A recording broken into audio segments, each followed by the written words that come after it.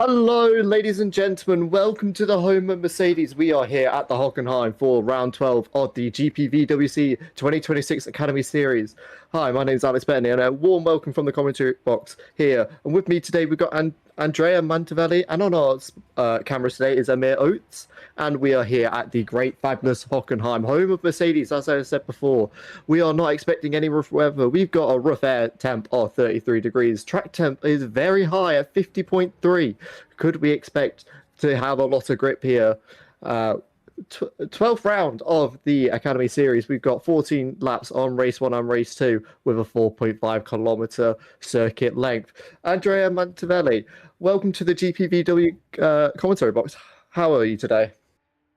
Thank you, Alex. Thank you, everyone. It's been nice to finally have a chance to commentate a race of the GPVWC portal. It is I've been following this series for quite a long time, and it's finally good to have a chance to commentate, even if it's just at the academy. But this track, the track of Hockenheim, even in this really like a butchered version from the OG, it is really good to be racing here.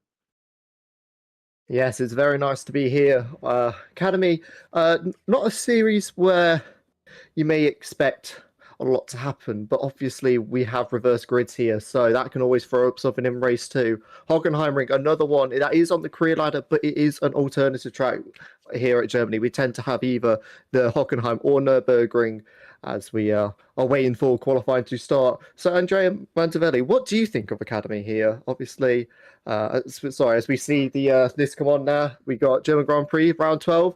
And ladies and gentlemen, if you are worried about any other race, I'm happy to announce that they will be announced at a later date with our summer break starting after this race and the season kicking back off on September 7th.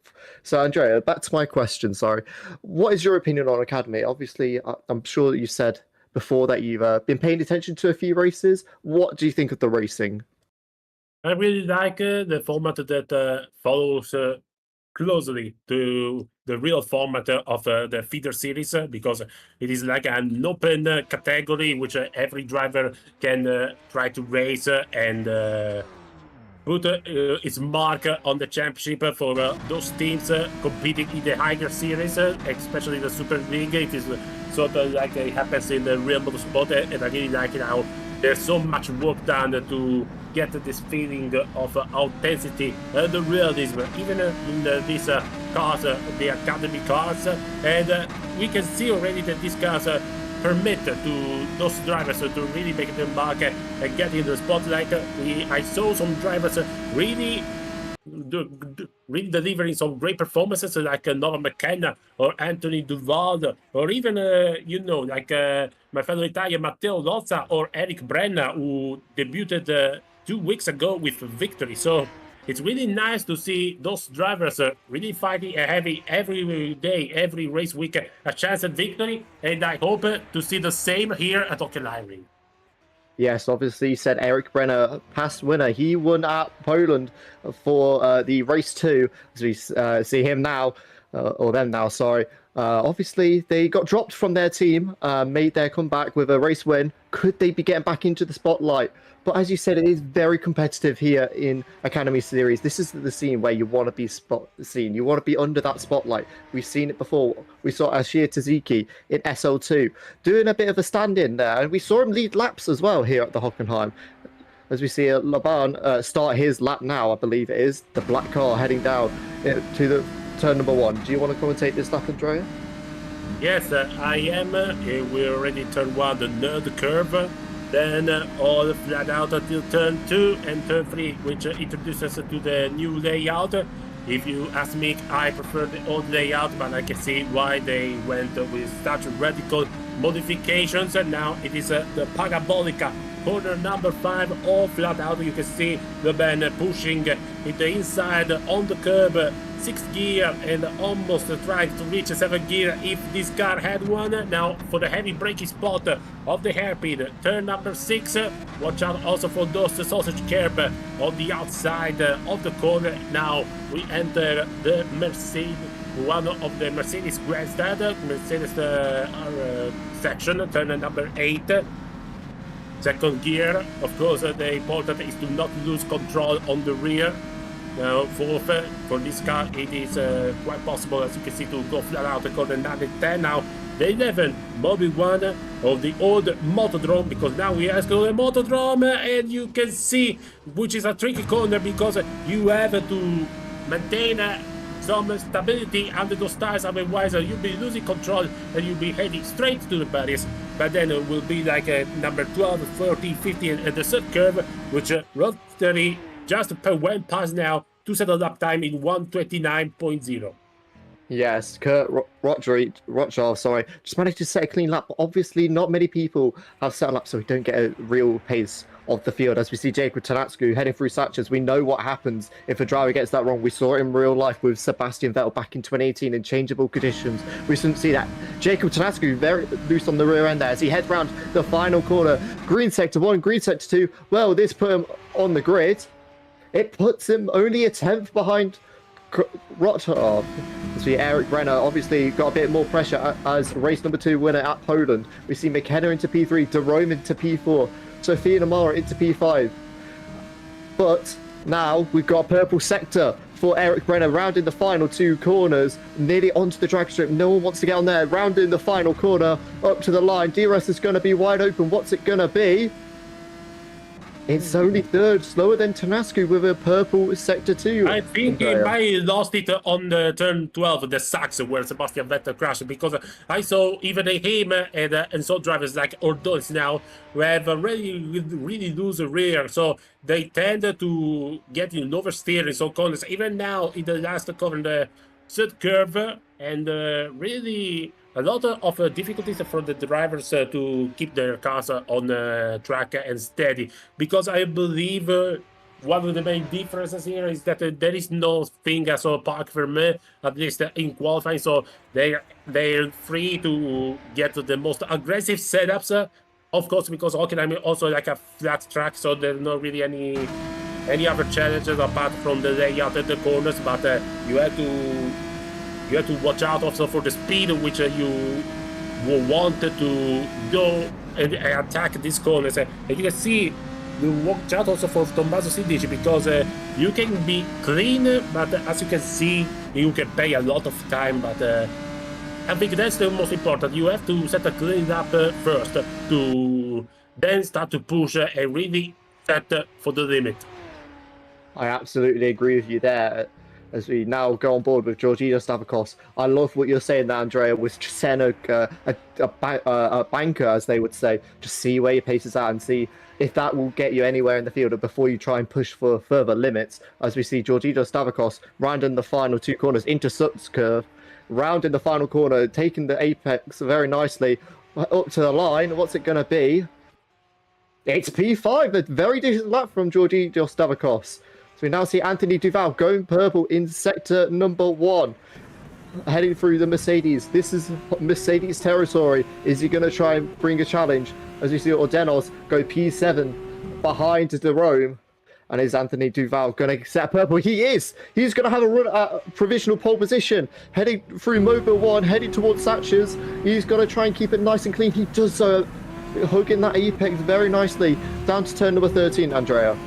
Yeah, it is going really fast at Duval. Also clean. You can see almost, you see at the corner number 11 how he went to the curb. Oh, he did a mistake. He went to the gravel. He just went 2 inside the third curve. And that pays him off really much, dearly, because he lost like 4 times there and is only 4th. Yes, that mistake going to be very costly. As we see Ivan Loban going green in sector 1, green in sector 2. It didn't look like the best lap time for him. I believe he is one of our rookies here. Oh, very snappy rear end there. He manages to save it through Satches. It may not be an improvement of time, but it could just be an improvement in position. Sorry. Oh, he hasn't set a lap yet, but here he is going around Sud's curve up to the line. It may not be the best representative lap time. He crosses the line. It's up into 12th. I believe, just from a few considerations, that these drivers, you can see now also Cooper going out, which was onto the gravel, that these drivers are like acting to search the best top speed possible, because this is a track where besides some corners you have to push flat out, and some corners you can take almost flat out. So I believe they're going with a setup that requires a low downforce, but that of course requires a really steady and really careful driving, especially in the final sector where it's the motodrome section. And you can see already by how many drivers did a mistake just in those final corners, the Sachs or the sud curve, like we seen Duval a few seconds ago. Yeah, I completely agree with you there, Andrea. You say about the high speed, we've got that big parabolic straight of turn number 5. Is the toe going to be able to help him? As we see Tim Coos going green in sector 1, he's going to be setting his first lap time, entering Mercedes Stadium through 8, entering 9 now. I'm not sure if anyone else is still set. Yes, Matteo and Electronic Funcic is still yet to set a lap, and Matteo has boxed. So we're going to watch Tim Coos now. Green in sector 2 as well. This is just going to be his banker lap, just seeing where he is on a 1 lap pace before he can try and see. As he snaps it, he manages to save it. What a save, Tim Coos. He saves the car. Very loose rear end there. As I just agree with you. He's just losing the rear end, just a bit snappy, entering the final corner. It's a good corner. It's going to be a good lap. Believe it. P11, not better, not bad. Yes, and obviously we know he'll be able to improve. We see Lorenzo go wide. Oh, God. Yeah, just as I said, I went 2 wheels onto the grass. I just happened to salute him because he's the guy that brought me, that talked to me first of your portal of this virtual world championship. So it's thanks to him that I'm here now commentating with you. My first race here in this portal. Yep, Jacob Tanasco gone purple in sector 1, green in sector 2. Is this going to be the lap to get him into provisional pole position? Davidos goes into P number 6. What's it going to be for Jacob Tanasco? He's only 71 thousandths off of the lead of that provisional pole position. So it is Portjov just showing his pace now. But we've got drivers like Eric Brenner, Anthony Duval, Kurt is going purple in purple sector 1, purple sector 2. This is going to be a sensational lap if he can hold it. He's hold it through turn number 11, Mobile, entering sectors now, where we've seen so many drivers get loose. He manages to hold it nicely, heading through into turn number 13 and 14. And he's going to have to keep it nice through 15 and 16. We know what happens if you go onto that slippy drag strip up to round turn number 16, up to the line. What's it going to be? That's the lap. He improves his time. He improves his time to 1:28.7, increasing the gap behind to 0.2 of a second. That might be it for pole position, but we just need to find out about anyone else at the back. We've got 4 minutes left of qualifying as Pierre de Rome goes green in sector 1, but he's gone yellow in sector 2. Has he just had a moment that we haven't seen as he goes wide, taking the gravel? We've seen a lot of drivers do that, even for quali. So this is just going to give us an inkling of what's going to happen in race 1. Obviously, they're going to be on lower fuel, but with heavy fuel, it's going to make the car a bit more unstable, a bit more heavy, unbalanced. It's going to be all over the place. What's your opinion, Andrea? Yes, I agree, because these drivers now are really pushing without any reservation for their lap, for their car or their tires. But in the race, when you have to race a field, you have to find the perfect balance to be able to replicate or be near that pace for the whole 40 laps. And so I'm really curious about those rookies, especially those Estonian Kerf Rotriaev, who really put himself on the spotlight here just in his first qualifying session. But we'll see if he will be able to keep a position, if he will be able to keep himself in the fight for the podium in the race. Yeah, Kurt is absolutely flying right now, heading round turn number 16, sud curve, heading up to the line. He's gone purple in sector 1. Is it going to be another improvement of his time? No, it's not. He's only a few hundredths away. But we're seeing people trying to get closer. Savino Amaro has improved to P6. He's improved his lap time. Not exactly where the Frenchman wanted, and he's not improving on this lap. Is he going to be able to box and have enough time? As we see Nova McKenna heading up to the line. I think he's just they're abandoning the lap, sorry. As we see him back into the pit lane. Jacob Tanasco has gone green in sector number 1. He's going to have to try and get his foot to the floor. Heading through Parabolica into the hairpin corner. Long braking zone, entering it, going down all of the gears, hugging it nicely on that curb, running a bit wide onto the curb on the exit, heading down towards turn number 7, Andrea. Yes, a quick line, a clean line by Jakub Tonasco, who's really aiming to improve on this lap time to further strengthen in the currently front row start. But we see now in the second sector how really clean and really smooth these lines are. And I think we're going to reflect on the line because it's improving. It's really improving 2 tenths over his personal best, I believe. So watch out, because if he does a great first sector, he might actually come close enough to try to challenge Rotary for pole position. Oh, and he loses the rear end. Jacob Tonascu has gone round. He manages to save the car. He might just have enough time to get out one lap as we see Loza Matteo, green sector 1 and green sector 2. That's awful for Jacob Tonascu. He just lost the rear end, but he's going to be able to have one last lap as we Loza Matteo round in turn number 16 through such curve and up to the line. It's only P15, unfortunately, not the lap that Loza Matteo would have wanted. So we Anthony Duval gone purple in sector number 1. He's a 10th up right now, heading towards hairpin corner. We're right on board him now, entering the braking zone, downshifting all the way to first, losing the rear end slightly, but managed to hold it, almost drifting on the exit, heading towards turn number 7.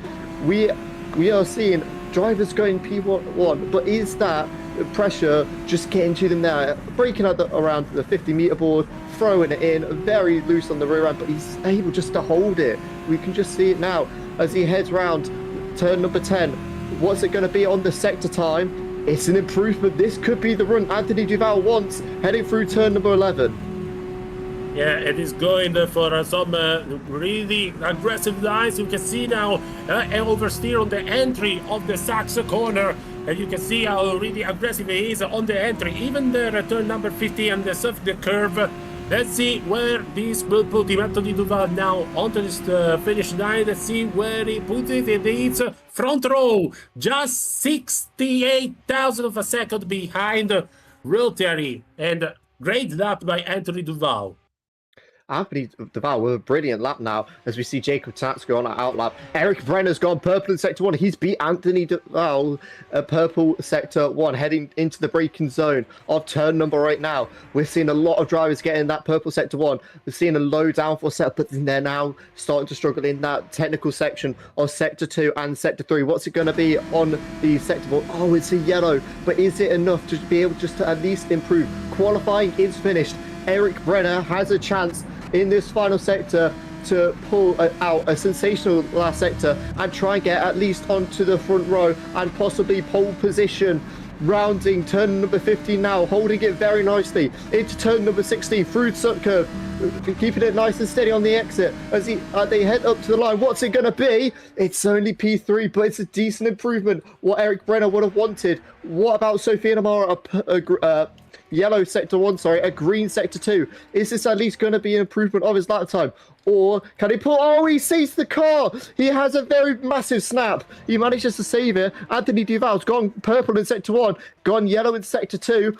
Oh, a bit loose on the rear end there. Through turn number 16, heading up to the line. A lot of curb being taken. What's it going to be for Anthony Duval? He's unable to take it by 68 thousandths of a second. Kurt Rotschav is on provisional pole position. And I think no one will be able to beat the Estonian time. So Rotayev, unless some surprises come, especially from Matteo Loza, I believe he will get his first pole position in the Academy Series at his first try. Let's see Loza on the line. Does he improve? No, he does not improve. He lost it in the final sector, so he will start P16. Kotietkov Sukac, it's a P15, of course, it's back into the pits. So if there are no, maybe only Kuden, but it's not improving. So if there, I believe we might consider these results almost official, Alex. Yes, it seems like qualifying is complete. And we see Kurt Rotschav on pole position with a brilliant 128.7. Anthony Duval joining him on the front row with a sensational lap, just wasn't able to bring it together. Eric Brenner and Jacob Tonasco, the two purple cars, completing row number 2. They're going to be able to want to do something. Nova McKenna, P5, a place where they would want to be. Timo Kulin, a P6, a big name, a big position for him. Andrea Djokovic in P7, and Jacob Hernandez in P8. Sophia Namara P9, not really where they want to be. They want to be higher up. And Avayana Laban on his debut, I believe, in P10. Further down the field, we've got Georgijo Stavrakos in P11, Tim Coos in P12, Pierre Derome and Martin Reitberg, the 200 cars in P13 and 14 respectively.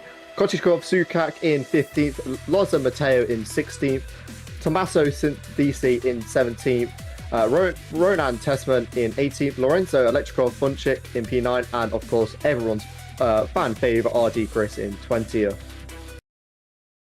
Yeah, you can see by this qualifying result that it's been really tight, especially in these front seats. And Kev Roth have really left a really big impression with an incredible lap time, able to even beat Anthony Duvar, who really was like almost a specialist of fast lap and qualifying in those last races, which he participated.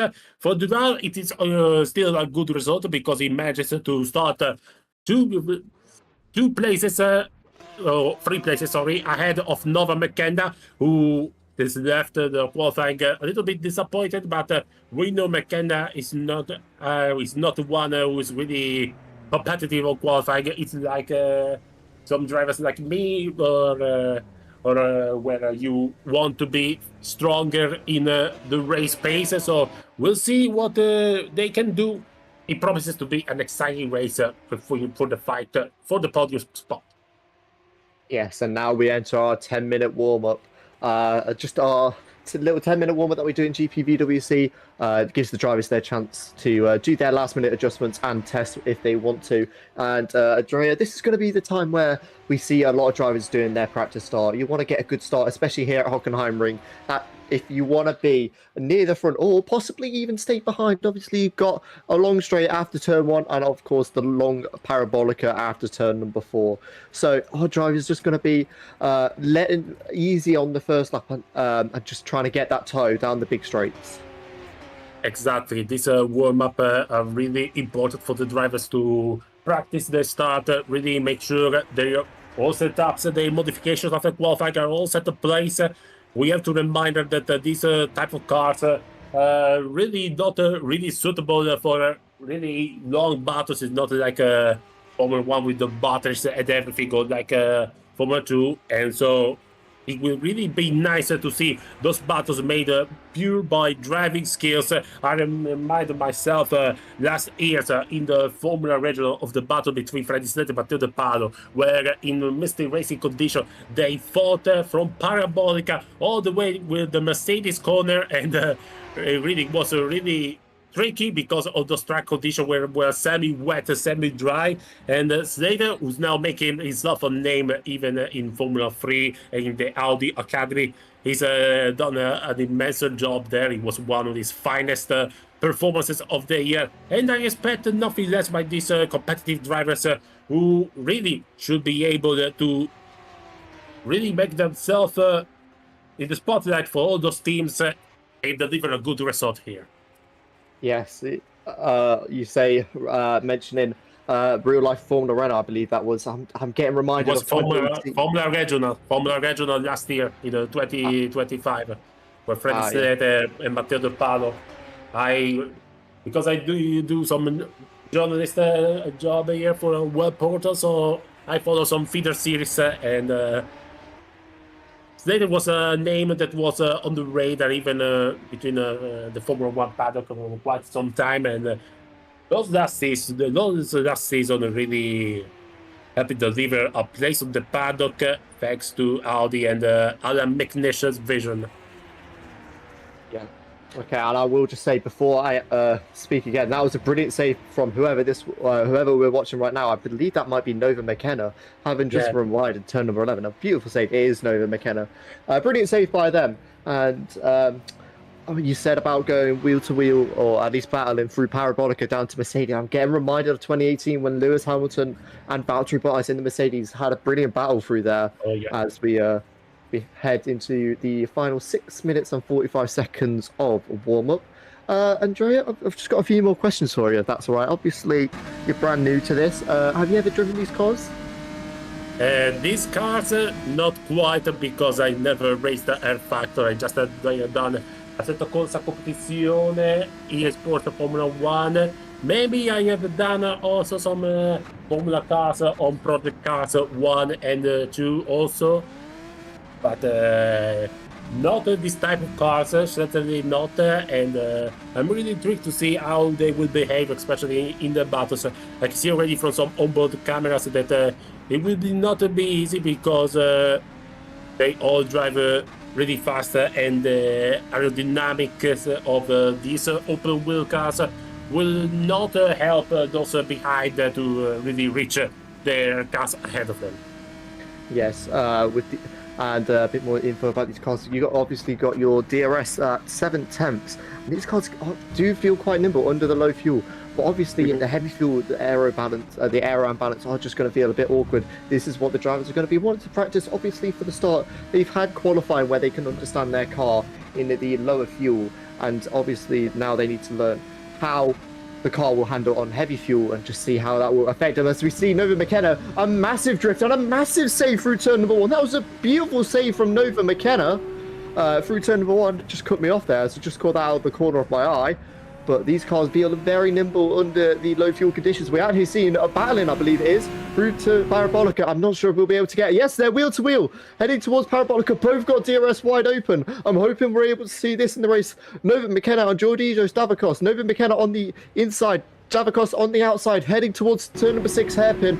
I'm hoping we see battling like this. Nova McKenna down the inside. Oh, nearly contact. And Nova McKenna manages to get ahead. This is beautiful racing. I'm hoping we're able to see this in the race, Andrea.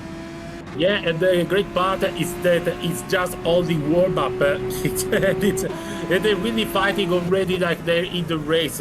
And beautiful action by McKenna at the end of the hairpin turn. But really great save also at the nut curve. And that tells you about Nova McKenna, because it's really fast. It's really like...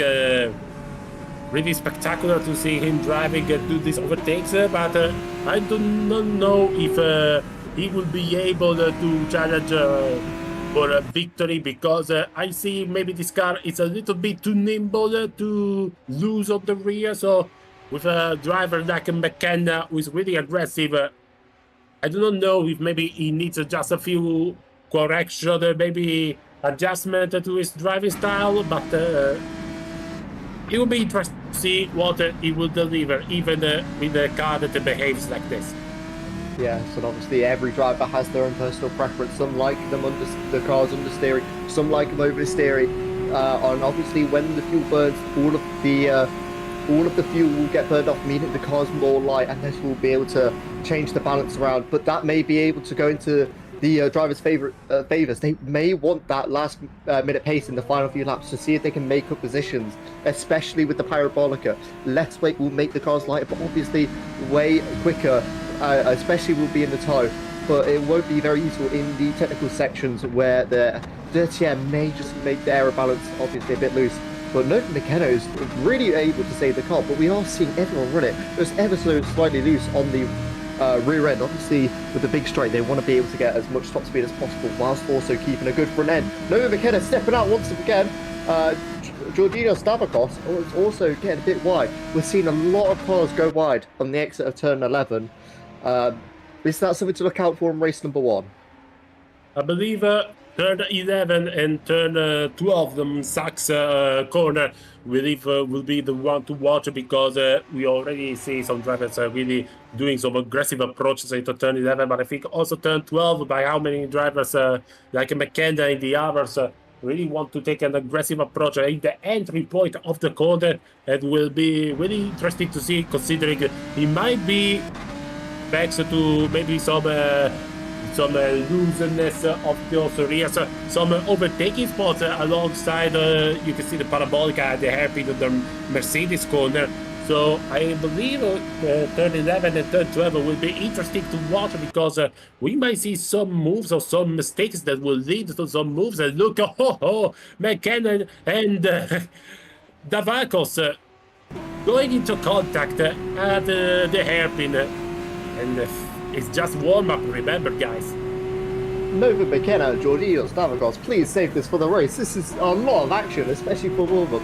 But maybe they're just trying to understand each other's racing style, making sure to keep an eye out for each car on the track and seeing what their weaknesses are. Obviously, we've seen Nova McKenna with a loose rear end. Could that play into Davos's play later on in the race, heading towards near the end?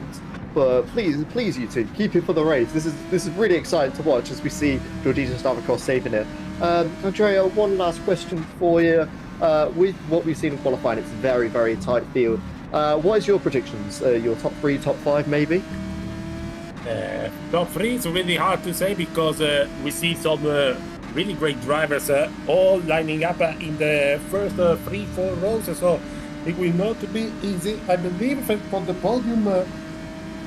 Now I will say I want to put my money on Duvad in first place because I believe it will be the best shot for the race distance. But well, I believe Rothschild will be able to at least take a podium on his first race. Let's see if he will be able to surprise me and take also the victory as well. So I believe Duvad first, Rothschild in second. And I believe Brenna will confirm himself on the podium in third place. But after this battle, I wanna see support the outsider Davos after the fight with McKenna. I know we start not a very ahead, so we started right from the middle of the pack in P11. But you see the battle with McKenna and how he was able to keep the pace of the leader of the championship. And I believe Davos has got what it takes to try at least put a good result for this race.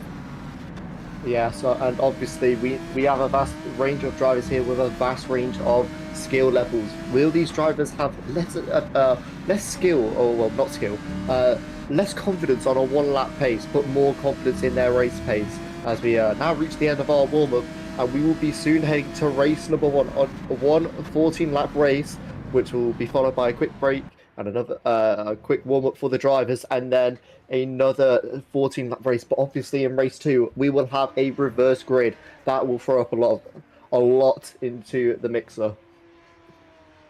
Exactly, and so for these drivers it's important to stay sharp and fight for every position because they can also have a chance with the reverse grid to fight for important result in race 2. And you see Hockenheim, it's not really well suited with these cars for overtaking. I expect from quite a few hot spots, especially hairpin and the Mercedes.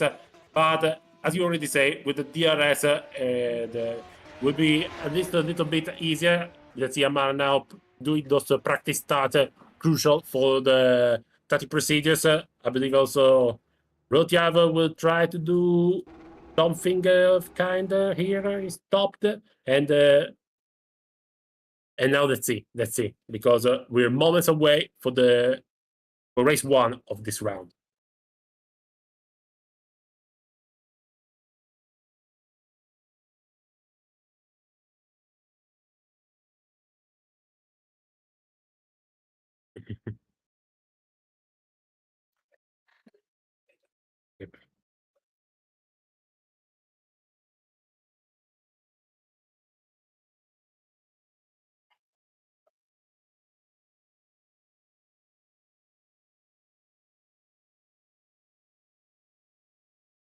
Yeah, and well, we're still waiting for the drivers to set up the starting grid. I presume till 33 the grid at temperature 51 the track temp. It is sunny above Hockenheim ring.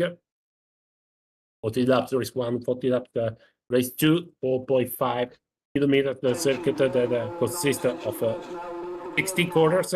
Oh, we might be it.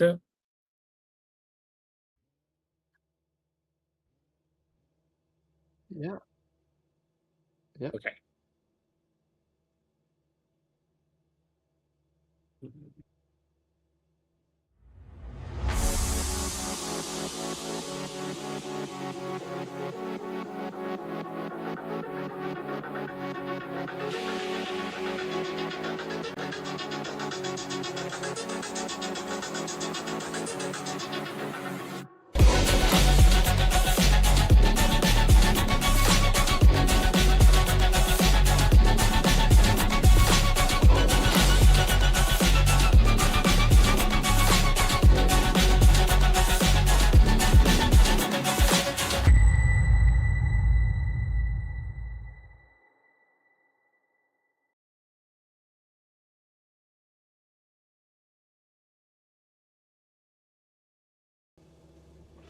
Ladies and gentlemen, welcome back after our introduction as we see our drivers starting the formation lap for race number 1 here at Hockenheim, round 12 of the GPVWC 2026 Academy Series. We've got Kurt Rochov on P1, Anthony Duval P2, Eric Brenner and Jacob Tanatsku making up the second row of the purples. P5, Nova McKenna, P6, Timo Kulan, Andrea Jotovic in P7, and Jacob Hernandez in P8. P9, we have Sophia Namara, and P10, Ivan Lobdan, P11, Georgios Davakos, and P12, Tim Hughes. P13, Pierre Derome, and P14, Martin Reitberg, making up a row of orange cars. P number 15, Kochikov Sukak, and 16th, Loza Mateo. P17, Tommaso Sindisi, P18, Ronan Desman, 19, Lorenzo Electrovic Buncic, and everyone's fan favourite, RD Chris. Right then, Andrea, as we finish up the formation lap as our drivers head through Sector 2, have you got any expectations for the start of this race? Obviously, we saw Sophia Namara practicing the start, so I feel like he's going to have a bit more confidence than everyone else. Yeah, let's see if we'll be able, because the ones who have done a practice start, especially in a series like this, will be able to mount a challenge and already try to attack right from the start to turn number 1. But it is not a direct compensation of a good start. So they have to keep their heads up and focus on those early stages of the race. Because, of course, it is 14 laps. It will be a long race, long 2 races. But with this car, with this field, really competitive, a good start can make you a difference for your result. Yeah, as we see Lorenzo Electrovic Buncic making up the final position. We saw Jacob Tanasco in the pit lane, so I believe he's doing a pit lane start, but we have almost every single driver ready on the grid. We got 1, 2, 3, 4, 5 red lights ahead of the drivers. It's pedal to the metal, and we are going here at race number 1 at Hockenheim. We got Anthony Duval behind the leader of Rochov, Eric Brenner in P3, Nova McKenna in P4, but we had that tow. Oh, there's a big crash at the back. I believe that is one of the orange cars. And it's Jovovich, I believe. Yep, Jojovic at the back, Jacob Tanasco out of the pit lane. But that was a massive crash. I believe that was Kochikov Sukak also falling down the order. But what has happened at the start is we see Anthony Duval using the tow to his advantage, heading through Parabolica. They're wheel to wheel heading towards, and Duval manages to stay ahead. Eric Brenner and Rochov behind, wheel to wheel, very close to contact, and managed to get it through. And Rochov through into P2. He's lost out on pole, but Nova McKenna is right behind Eric Brenner. Are they going to be able to do anything through turn 7 and heading towards their sharp breaking point of turn 8? Down the inside goes Nova McKenna. Sorry, they aren't able to get it through, Andrea. Yeah, it's a really great start by Anthony Duval, who really managed to use the tow to his advantage after corner number 4, and now he leads the race after really taking advantage of the situation. While McKenna, he also a good start. He tried to overtake Brenner immediately, but I saw him now make some mistake because he lost the place to Kulan, and there's already a yellow flag in the sector 3. But still, everything good so far. Anthony Duval, who begins lap number 2 in the lead of the race. I believe that yellow flag was from Kochikov Sukak. He has fallen down the order. But going through our top 10, Anthony Duval leads. Rojov in P2, Eric Brenner P3, Timo Kulan in P4, battling with Nova McKenna. Nova McKenna's fallen down from Timo Kulan. Timo Kulan could use the tow to get past Eric Brenner and into a podium position. Sophia Amara in P6, Hernandez in P7, Ivan Lobzan in P8, Georgios Davakos in to P number 9, as we see Rochov down the inside into the hairpin, and he locks up and nearly into Anthony Duval. Anthony Duval loses the rear end, and Korchov into the lead of this race on only lap 2. Eric Brenner is in P number 3, and Nova McKenna's got past Timo Kulan once more, as Jojovic is into the pit lane. I believe he was the one who had crashed at turn number 1 last lap. but brilliant start to the race. Exactly, and really great behavior by the rookie Roteregev, who managed to use the slipstream at his advantage as well after Duval failed to escape already from the rookie, and he managed with a fake dive bomb to counter. Oh, and some big drama from the back, some big crash with some red cars. And a purple one, I do not know what it is. I believe we saw Amara, if the Coquet took at and Amara and Terovic, and that's disaster for those cars. And yes, Amara is definitely out of the race. And while Sindici was the car involved and is forced to take a pit stop. Yeah, unfortunately, Sofia Amara is out of this race. That purple car we had seen in the background, I believe, was Lorenzo Electronics Funcic. So Jacob Tanascu getting past Loza Mateo. That is massively unfortunate for the Frenchman. I'm curious of what happened there as we see Anthony Duval trying to go past for the lead once again. Very close to contact. There is contact. Anthony Duval makes contact with Rortjov and is still battling for P number 1. Heading through turn number 7 now. In the toe.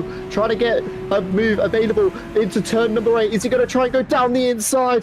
There's contact there. Anthony Duval loses the rear end. There was no space left by Kurt Rotjov, but this is going to allow Eric Brenner and Nova McKenna to catch up to the front too. But this is also allowing Timo Kulan to maybe have a chance at a high position. Nova McKenna down the inside, just backing out of there. Brenner losing the rear end. A massive snap, but they're managing to stay in the race. Well, I'll take back whatever I said about being difficult to overtake and everything else, because these drivers are really pushing on the limit already from the start, and we already saw some exciting battles and some real drama there with Duval and Rotiev already on the contact, and Brendan McKenna already fighting for the first spot of the podium. So real excitement already in the first stages of this race. Yeah, that contact has unfortunately made Anthony Duval lose out on the DRS. It's going to play in Rotjov's hands. I'm hoping we get to see a few of the replays after this race about what happened, because it looked like a massive incident. As we see Jacob Tanasco from the pit lane up into P2. He's taken all of the chaos to his advantage as he's now on the back of Jerome. It's going to have the DRS wide open, I believe it is. In the toe now, we've seen Anthony Duval using it, but we have the position. Martin Reutberg has made up P8, 6 positions gained. Tanasco lost P8, but obviously he started from the pit lane. Roman Thesman also made up 4 positions along with Georgito Stavrakos. As we see Nova McKenna and Eric Brenner making contact. Nova McKenna going to try and stick it down the inside. No, they're not able to get the move done. But contact from the looks of it, Nova McKenna's front wing to Eric Brenner's rear tyre.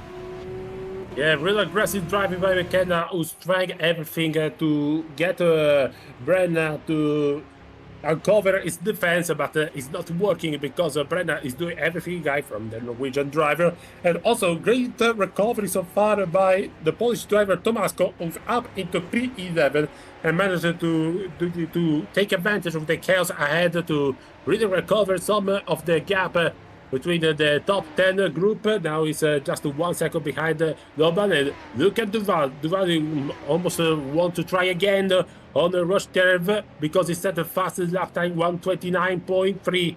So he's not over yet.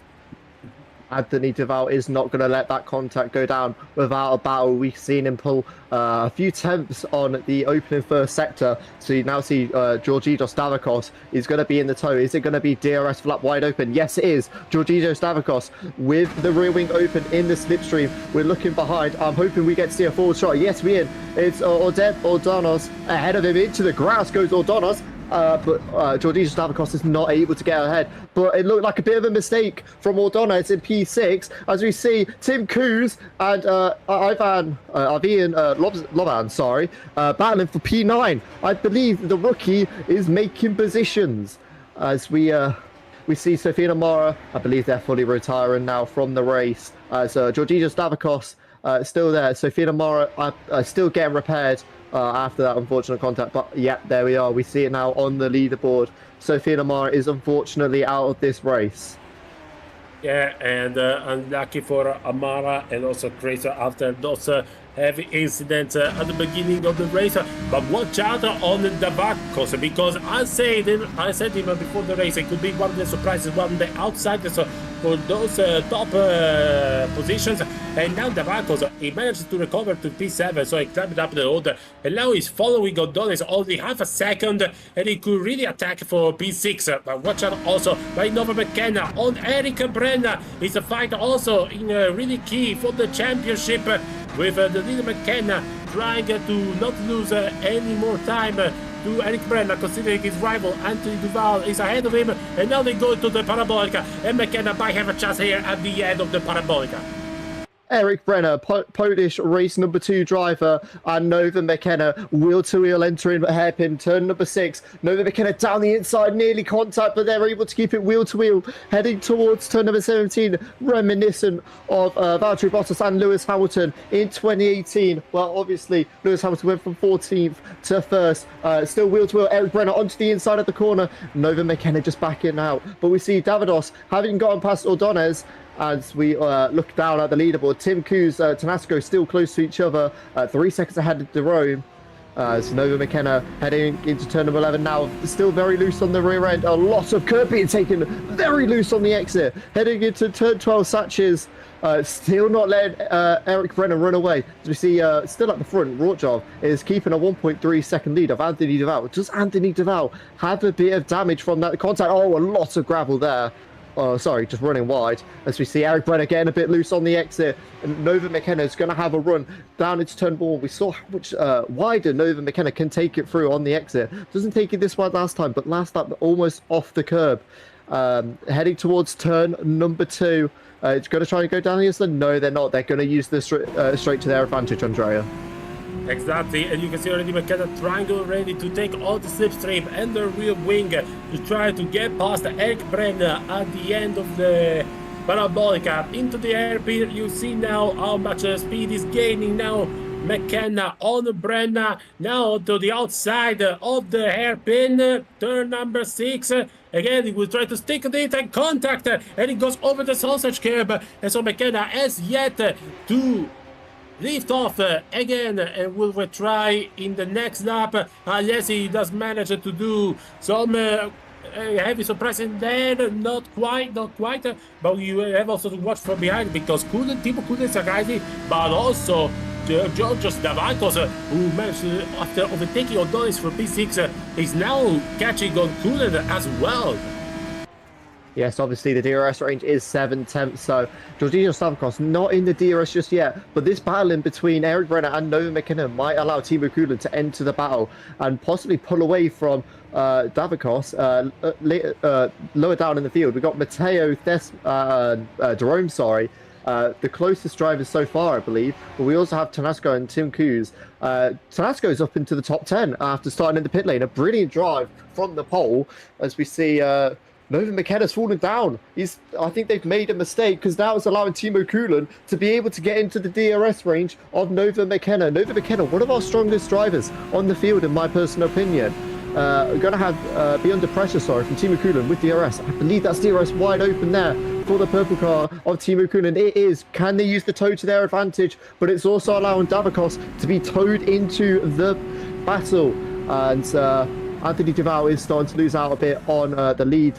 But Timo Kullen is a lot closer to Nova McKenna. Nova McKenna using the sausage curb. It's allowing Timo Kullen to catch up, but it's also allowing Davakos to catch up, Andrea. Yes, McKenna is not really going smooth on his driving. You can see a lot of correction, oversteering, and meanwhile a mistake by Eterovic Funcic. But McKenna is not really at his best tonight, and you can see he has to fight first with his car, because I do not think he is taking all those risks by himself. Maybe he's still to find somewhere to unlock the potential from the car, but this means that he has to play on defense between himself, Kullen, and Davakos. Davakos is now 7 times behind Kullen, so it's also catching up. And if McKenna cannot recover his pace right now, he will risk to get thrown in the fight for 4th place with Kullen and Davakos, and that will play the game for Eric Brenner, but also his championship rival Anthony Duval. Yes, while you were speaking, we had a brief yellow flag, and I believe that was for Jotovic, who was unfortunately out of this race. A big DNF next to their name in sector number 1. I'm hoping we get to see the replay after the race, but Timo Kuhlen has lost out a lot. Oh, wait, sorry, that's just for the leader. They're right up there with Nova Makera. Eric Brenner, I think, has also made a mistake, which is allowing... no, Eric Brenner, sorry, has made a mistake, as Nova McKenna is right on the diffuser. Nova McKenna taking a lot more curb than Eric Brenner, just possibly feeling a bit more comfortable as we see yellow flag in sector number 3. I'm not sure who that's for. That is for Lorenzo Elektrovic. She's going to have to stay in the gravel and hopefully out of the way of the leaders. But it's Eric Brenner, followed by Nova McKenna, Timo Kuhlen, and Georgino Stavrakos, all in that battle for P3. So you see Anthony Duval actually gaining on Rortjov. The gap now is about 1.2 seconds. Earlier on the race, it was 1.7. Rortjov not really able to run away. But we know Anthony Duval has pace near the end. I believe it was Brands Hatch where they had won both races. You might have to correct me, Andrea. But we now see the gap between Timo Kuhlen and Georgino Stavrakos now at 9 tenths. Yeah, exactly. Duval is one that really likes to exit and really get stronger and stronger towards the end of the race. And you can see now, as he already caught out Rotary after the contact, and maybe put a little bit of interference to Duval driving, but you can see now that he's pushing, and he's pushing the Estonian rookie to his limit. So that's the fight for the victory again, with tries in the hairpin. He tries contact again. Anthony Duval making contact with Kurt Rotjov. That was a massive lock of Anthony Duval. So close and so lucky not to have lost his front wing. It was right up with Rotjov's rear wing, as we see Timo Kuhlen going a bit wide, kicking up the grass. But with only 4 laps left to go, Kurt Rotjov is all under pressure from Anthony Duval. This is what Anthony Duval wants. As he's burned off the fuel, he's enjoying his car more and more, getting more comfortable. We can just see he's able to into the gravel. It's Anthony Duval. I don't want to commentate curse him, but I might have unfortunately just done so. Anthony Duval beginning to feel the pressure, but not as much as Rotjov. Rotjov is going to have all of the pressure. He's led pretty much every single lap of the race so far. As we see down the field, Nova McKenna is starting to lose a bit compared to Anthony Duval, as Timo Kuhlen is 5 tenths away, and Davidos is starting to fall back as well. But lower down the field, everyone's starting to spread out. But Thressman is only 4 tenths behind Kochikov Sukat. Could we possibly see a move later down in the field? But right now, we are paying attention to the front. Anthony Duval will have the DRS flap open. So we see a yellow in sector 1. Not sure who that is. I believe that is Avian Laban. Avian Laban is out of this race, I think, or at least stalled the car. The rookie, the rookie is out, unfortunately. But we see Anthony Duval try to make a move in the hairpin. He just can't get it through. Yeah, he's trying to really sacrifice the entry of the corner to try and get more speed in the exit. Like Kuhlen now, even though Kuhlen has lost a little bit of speed with the oversteering the exit, but Duval really can't seem to shake off Roterv defense, and the Estonian is still leading brilliantly. I did not expect from him, but he's doing a fantastic job so far. Also by Duval, but Duval is more... It's more folding because of already 2 contacts with the Estonian, and he has to be careful if he does not want to risk any more polemics, especially with the new face. Meanwhile, McKenna is now in a little bit of trouble with Kuhlen. Yep, we see Timo Kuhlen only 4 tenths behind. As Nova McKenna loses the rear end. Timo Kuhlen going to go down the inside. But he pace with the position. Yep, Timo Kuhlen down the inside of Nova McKenna. This is allowing Georgino Stavrakos. We saw their battling into in the warm-up, as we see Nova McKenna trying to go down the inside of Timo Kuhlen, making it through riders. Georgino Stavrakos. Can Stavrakos make the move work? No, they cannot. They've unfortunately just lost out. It was a brilliant attempt for the blue car, as we now see Anthony Duval trying to make a move on Kurt Rotjov. Down the inside goes Rotjov, just pushing him wide a bit, and Anthony Duval has fallen down into P number 2. And look out for the Vakos again on McKenna. And this time he manages to overtake. Brilliant by the Greek drivers. McKenna almost lost it. And couldn't. Already tried to fight again with the Greek driver. But Georgios Davakos manages to get past both of them. And is now up into 4th place. Great driving by Georgios Davakos, who really aims to put himself for his best result of the year so far. Georgios Davakos really does know how to put on a show. I believe he is one of the rookies, I'm not sure unfortunately, but manages to make it through wide twice, and not only that, making it work. Timo Kulan is probably glad that they got past Nova McKenna, and now they're going to try and use Georgios Davakos as a tow to try and get away, but Nova McKenna is going to try and stick with them as we have 2 laps left to go. Anthony Duval is really not letting Kurt Rotjar fall away now, heading into braking zone of turn number 2. This is where Anthony Duval wants to be. He's got a lighter car, the fuel has burned off. Heading through turn 3 and turn 4, it's going to be DRS flap wide open as they cross the marker. There we go, in the tow, in the slipstream, DRS flap wide open. But Anthony Duval, is he going to go to the outside? Yes, he is. He's going to try and force the outside, a bit of the wheel onto the grass. We've got yellow flags in sector 2. Anthony Duval on the outside. Kurt Rotjar, a bit of a lockup, not able to let Anthony Duval. He's pushed Anthony Duval off. Kurt Rotjar has pushed Anthony Duval off. Anthony Duval is not going to be very happy with that. And the back on the leaderboard, sorry, we see Timo Kuhnen and Nova McKenna battling there. But Anthony Duval's going to go from the outside of turn number 8. Oh, another contact. Anthony Duval is really struggling to get more contact. There's no space being left between the two. How did they not spin it? How did they not speed out of the track? What on earth is going on between Rotjar and Duval? What a duel this is for the victory. I was not expecting Duval to try for the outside, but Rotary, right, shutting on the door, really aiming to claim this victory, but it's not over because Duval will try certainly, and now they're all gonna get one last shot, one final lap to decide who will win race 1 here. Yeah, 1 lap left to go. Anthony Duval is still within 4 tenths. I'm so shocked how, like you said, how they didn't spin out. There was no space being left between the two. Could we see the challengers for race 2? But obviously in race 2, we've got that extra challenge of them having to make their way through the slower traffic. We'll have a reverse top 15. Duval is exiting more speed at the exit of the corner. Let's see if we'll manage, but this time you have to prepare carefully. Let's see if we get able to the inside. He tries for the last time inside, and Duval, but he managed to go a little bit wide, more wide, almost lost it, and that allows Kurt Rotjar to claim back first place, and that could be it. Also, Kuhnen and McKenna. Yeah, Nova McKenna managing to make it through, but Rotjar managing to keep his pressure as low as it can be. Anthony Duval just lost in the rear end, just trying to put all the pressure, but it's unfortunately come undone as we watch the front 2 now. Could Anthony Duval just pray that Rotjar makes a mistake heading into turn number 12 through Saxons? Oh, Anthony Duval goes very wide through turn number 11. I unfortunately don't think it's going to be enough. Kurt Rotjar qualifying on pole, heading through turn number 13 and 14 now.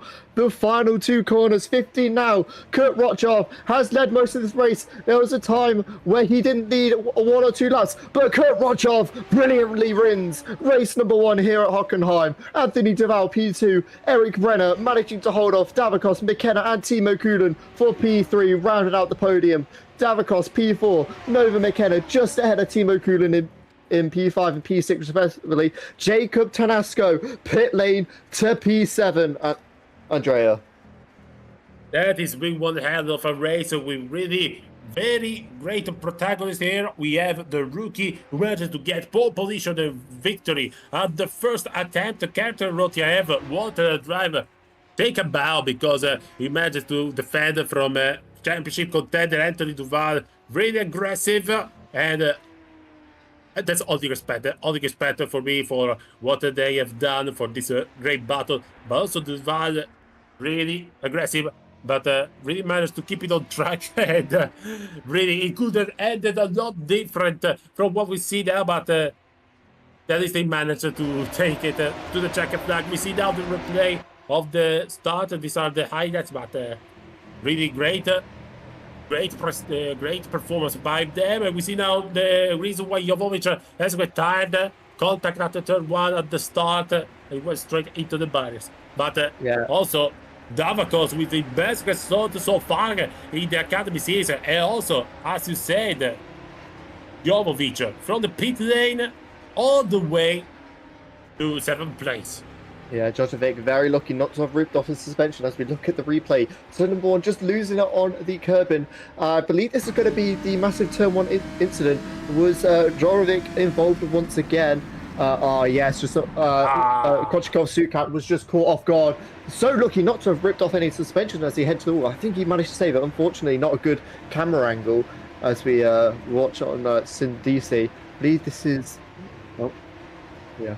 So, sorry, Sophia Namara was the one who was caught out. Obviously, probably seen all of the dust being kicked. Oh, he just loses it on his own. He loses it on his own. But how does he get his suspension damage? He just reforced the track. No. Right, nothing you want to see. A silly mistake. Unfortunately, should have just waited to let all the faster traffic by. He's been in the ground. But I believe he has no control because he was still ungovernable. He still was at the mercy of the car. You can see after he lost it, he was still very much without control, and the only stance where he managed to gain control was too late, and Sindici could haven't done anything to avoid the car at the moment. Yeah, nothing he could have done. I wonder what this is. Jacob Tanasco. Has he just... What's happened here? Oh, he's just run very... What? Oh. Yep, so this is Ronan Desmond. What's this going to be? Heading through turn number 7, entering into turn number 8. Is it? Oh, just going a bit wide. Unfortunately, just missing it under the braking. Managing to keep going. Finishing 14th, I believe it was. Very fortunate for the driver in the red car.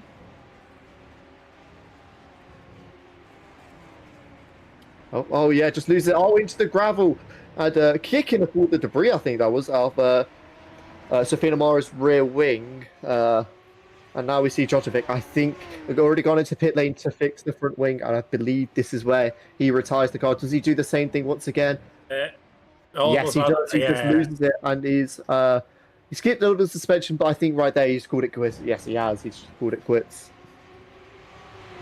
Yes, and we've seen there Ruben, the reason he ended this race so abruptly. Again, turn 1, and pull up a Valtteri Bottas there. Yeah, just Avi and Loban just losing it, like you said, doing a Valtteri Bottas, but turn number 1 is seeming to catch off a lot of drivers, and yeah, of course, with the issue calling it quits. So I believe we are going to go through the finishing results now, hopefully. Yep, so we got Kurt Rochard brilliantly winning the round race number 1, Anthony Duval P2 after a brilliant battle for the lead. Eric Brenner managing to hold off P3. Georgios Stavrakos holding off Nova McKenna and Timo Kulan for 4, with Nova McKenna and Timo Kulan P5 and P6 respectively. Jacob Tanatsko pit lane to P7, a brilliant drive for him. Jacob Ordonez in P8, Tim Coos and Martin Reitberg in 9th and 10th rounded off the top 10. Pierre de Rome in P11, Loza Matteo P12. Kochikov Sukak, very lucky to continue the race after the lap 1 incident. He finished in 13th, with Ronan Desman in 14th. Tommaso Sindisi P15, I believe he is our reverse race pole position. Lorenzo Electrono Funcic 16th after being the lapped. And our DNS are Ivan Loban, and Andrea Jotovic and Sophia Namara.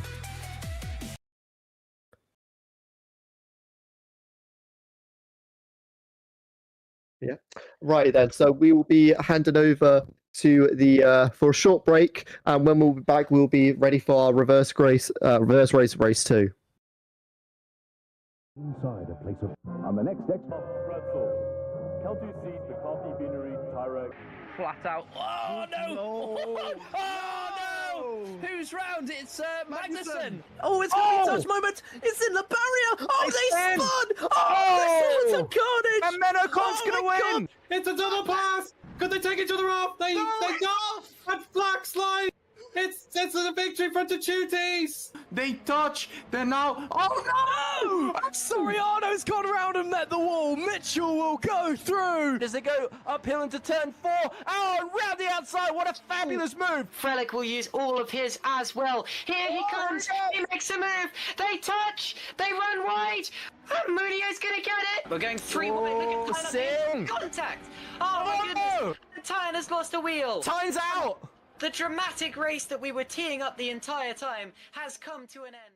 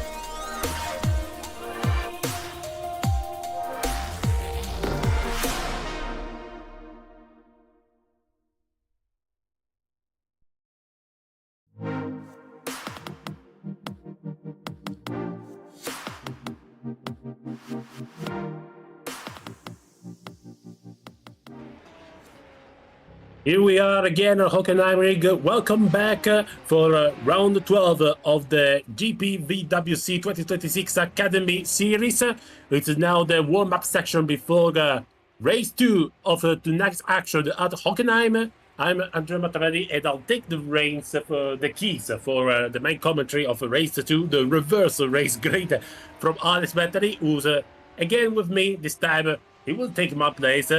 Thanks, Alex. Yeah, Andrea, ready for race 2. Obviously, that reverse grid, I believe it is the top 15. It can depend on the amount of cars, but we're going to see. I feel like a bit more interesting race. Obviously, we'll have slower traffic in the front of our faster drivers like Anthony Devout and Kurt Hortovich. And yeah, I feel like we're going to have a great race, Andrea. Exactly, and the checker flag is already falling down on the quick warm-up session, so just a quick heads up, if you're watching us from a few minutes, you missed race 1. Race 1 was won by the Estonian rookie Kurt Hortovich after an exciting battle with championship contender Anthony Duval, who finished second. Then in third place was Eric Brenna from Norway, the winner in race 2 Polish Grand Prix. Then were all the others with Georgios Davakos, the Greek driver who I really keep an eye on since the fight with McKenna in the free warm-up session. He managed to clinch his best result of the year with 4th place. Then McKenna, the championship leader, is 5th place. So lot of excitement, lot of drama, and of course there was also what was his name again? Tonasco, the Polish driver who managed to start from the pit lane and climb back to P7. But we have more of emotions tonight because now is the reverse grid race, race number 2, and of course the whole grid is reversed.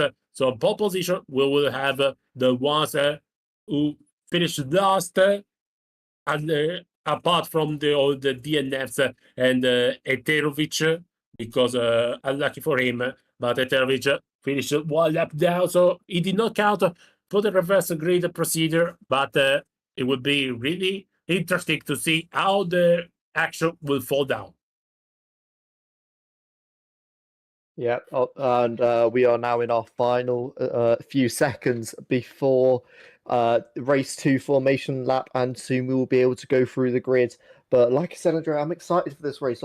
Like I said, we've got slower cars in front of the faster cars, so it's always going to throw up a possibility of someone who's not the best in traffic being able to stand out and use the clean air to their advantage, especially if they're starting on pole position. But one thing that we will have to be careful about is that big straight of Parabolica turn 5 heading into turn 6. We saw many opportunities for overtakes, like Deval trying to go to the outside, but obviously just not able to hold it, which was unfortunately why he did not win race 1. But it was very close. And we saw Nova McKenna just being sandwiched 3 wide with Georgios Davakos. And it was Timo Kulan, and unfortunately just losing out. But like I said, Andrea, I'm excited.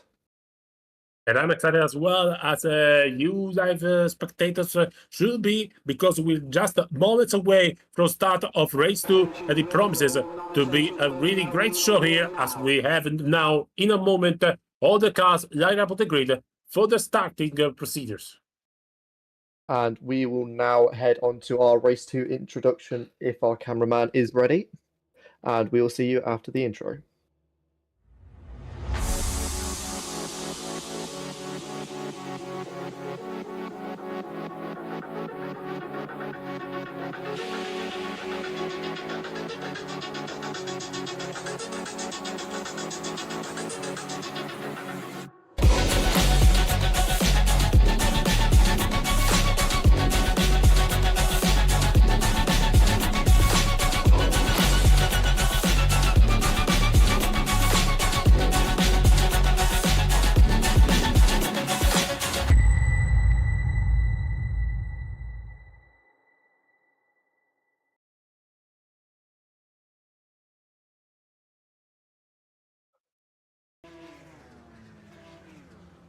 And so it's about time to go racing. Race 2 of the round 12 of the 26 GPWC Academy Series.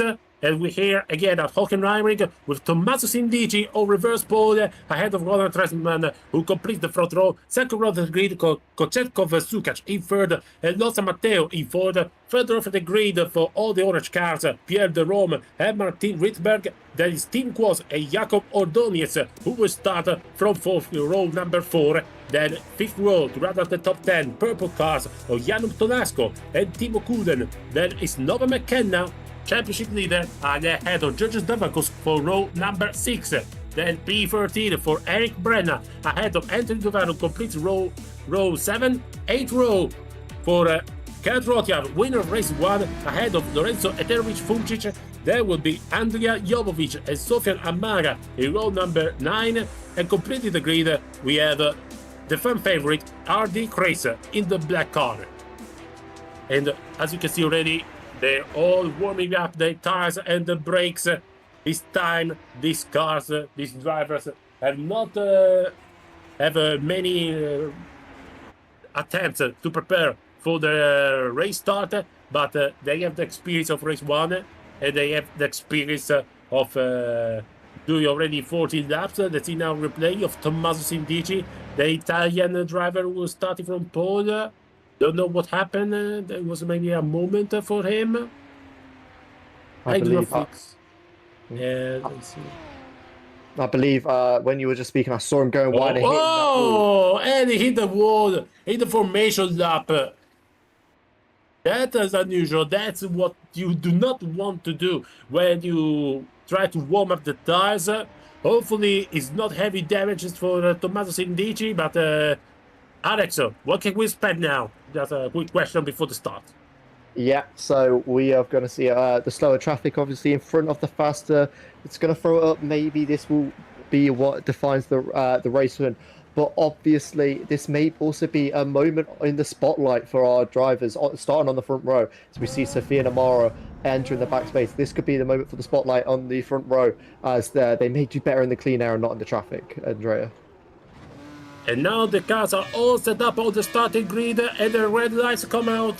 3, 4, 5, and we're almost ready to go for the start of the race 2. Now we are underway with Chris having excellent start. No, it's Sindici, sorry. Sindici ahead of Kochetkov Sukac, who managed to overtake Tesman right from the start. A great start by him. Then it's Matteo Quos, Reitberg, and Ordonez, and already some movement from the middle of the pack.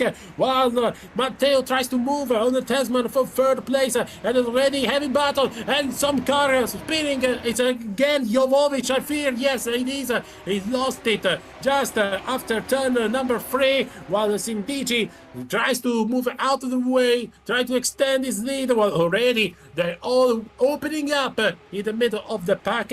And as look at Kochetkov searching for Tesman, tries for the move on the second place, while all of the others are having contact.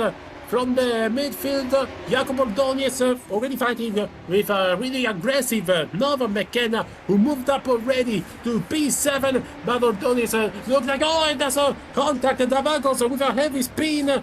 He managed to restore it, and another contact between Kulen and Brenna, and they both went to lose some places. Already some action already from start 1. From first lap, sorry. Losa Matteo risking also with 2 wheels onto the grass as he lost the place to Kos. And also Tonasco already in P10. So already lots of battles, lots of drama already. The first lap was completed now with Tommaso Sindici ahead of Kochetkov Sukac. Then Kos and Tesman, who lost 2 places in a couple of corners. Then Matteo, Reitberg, McKenna, Hondas Duval, and Tonasco for now. Running up the top 10 of a chaotic first lap.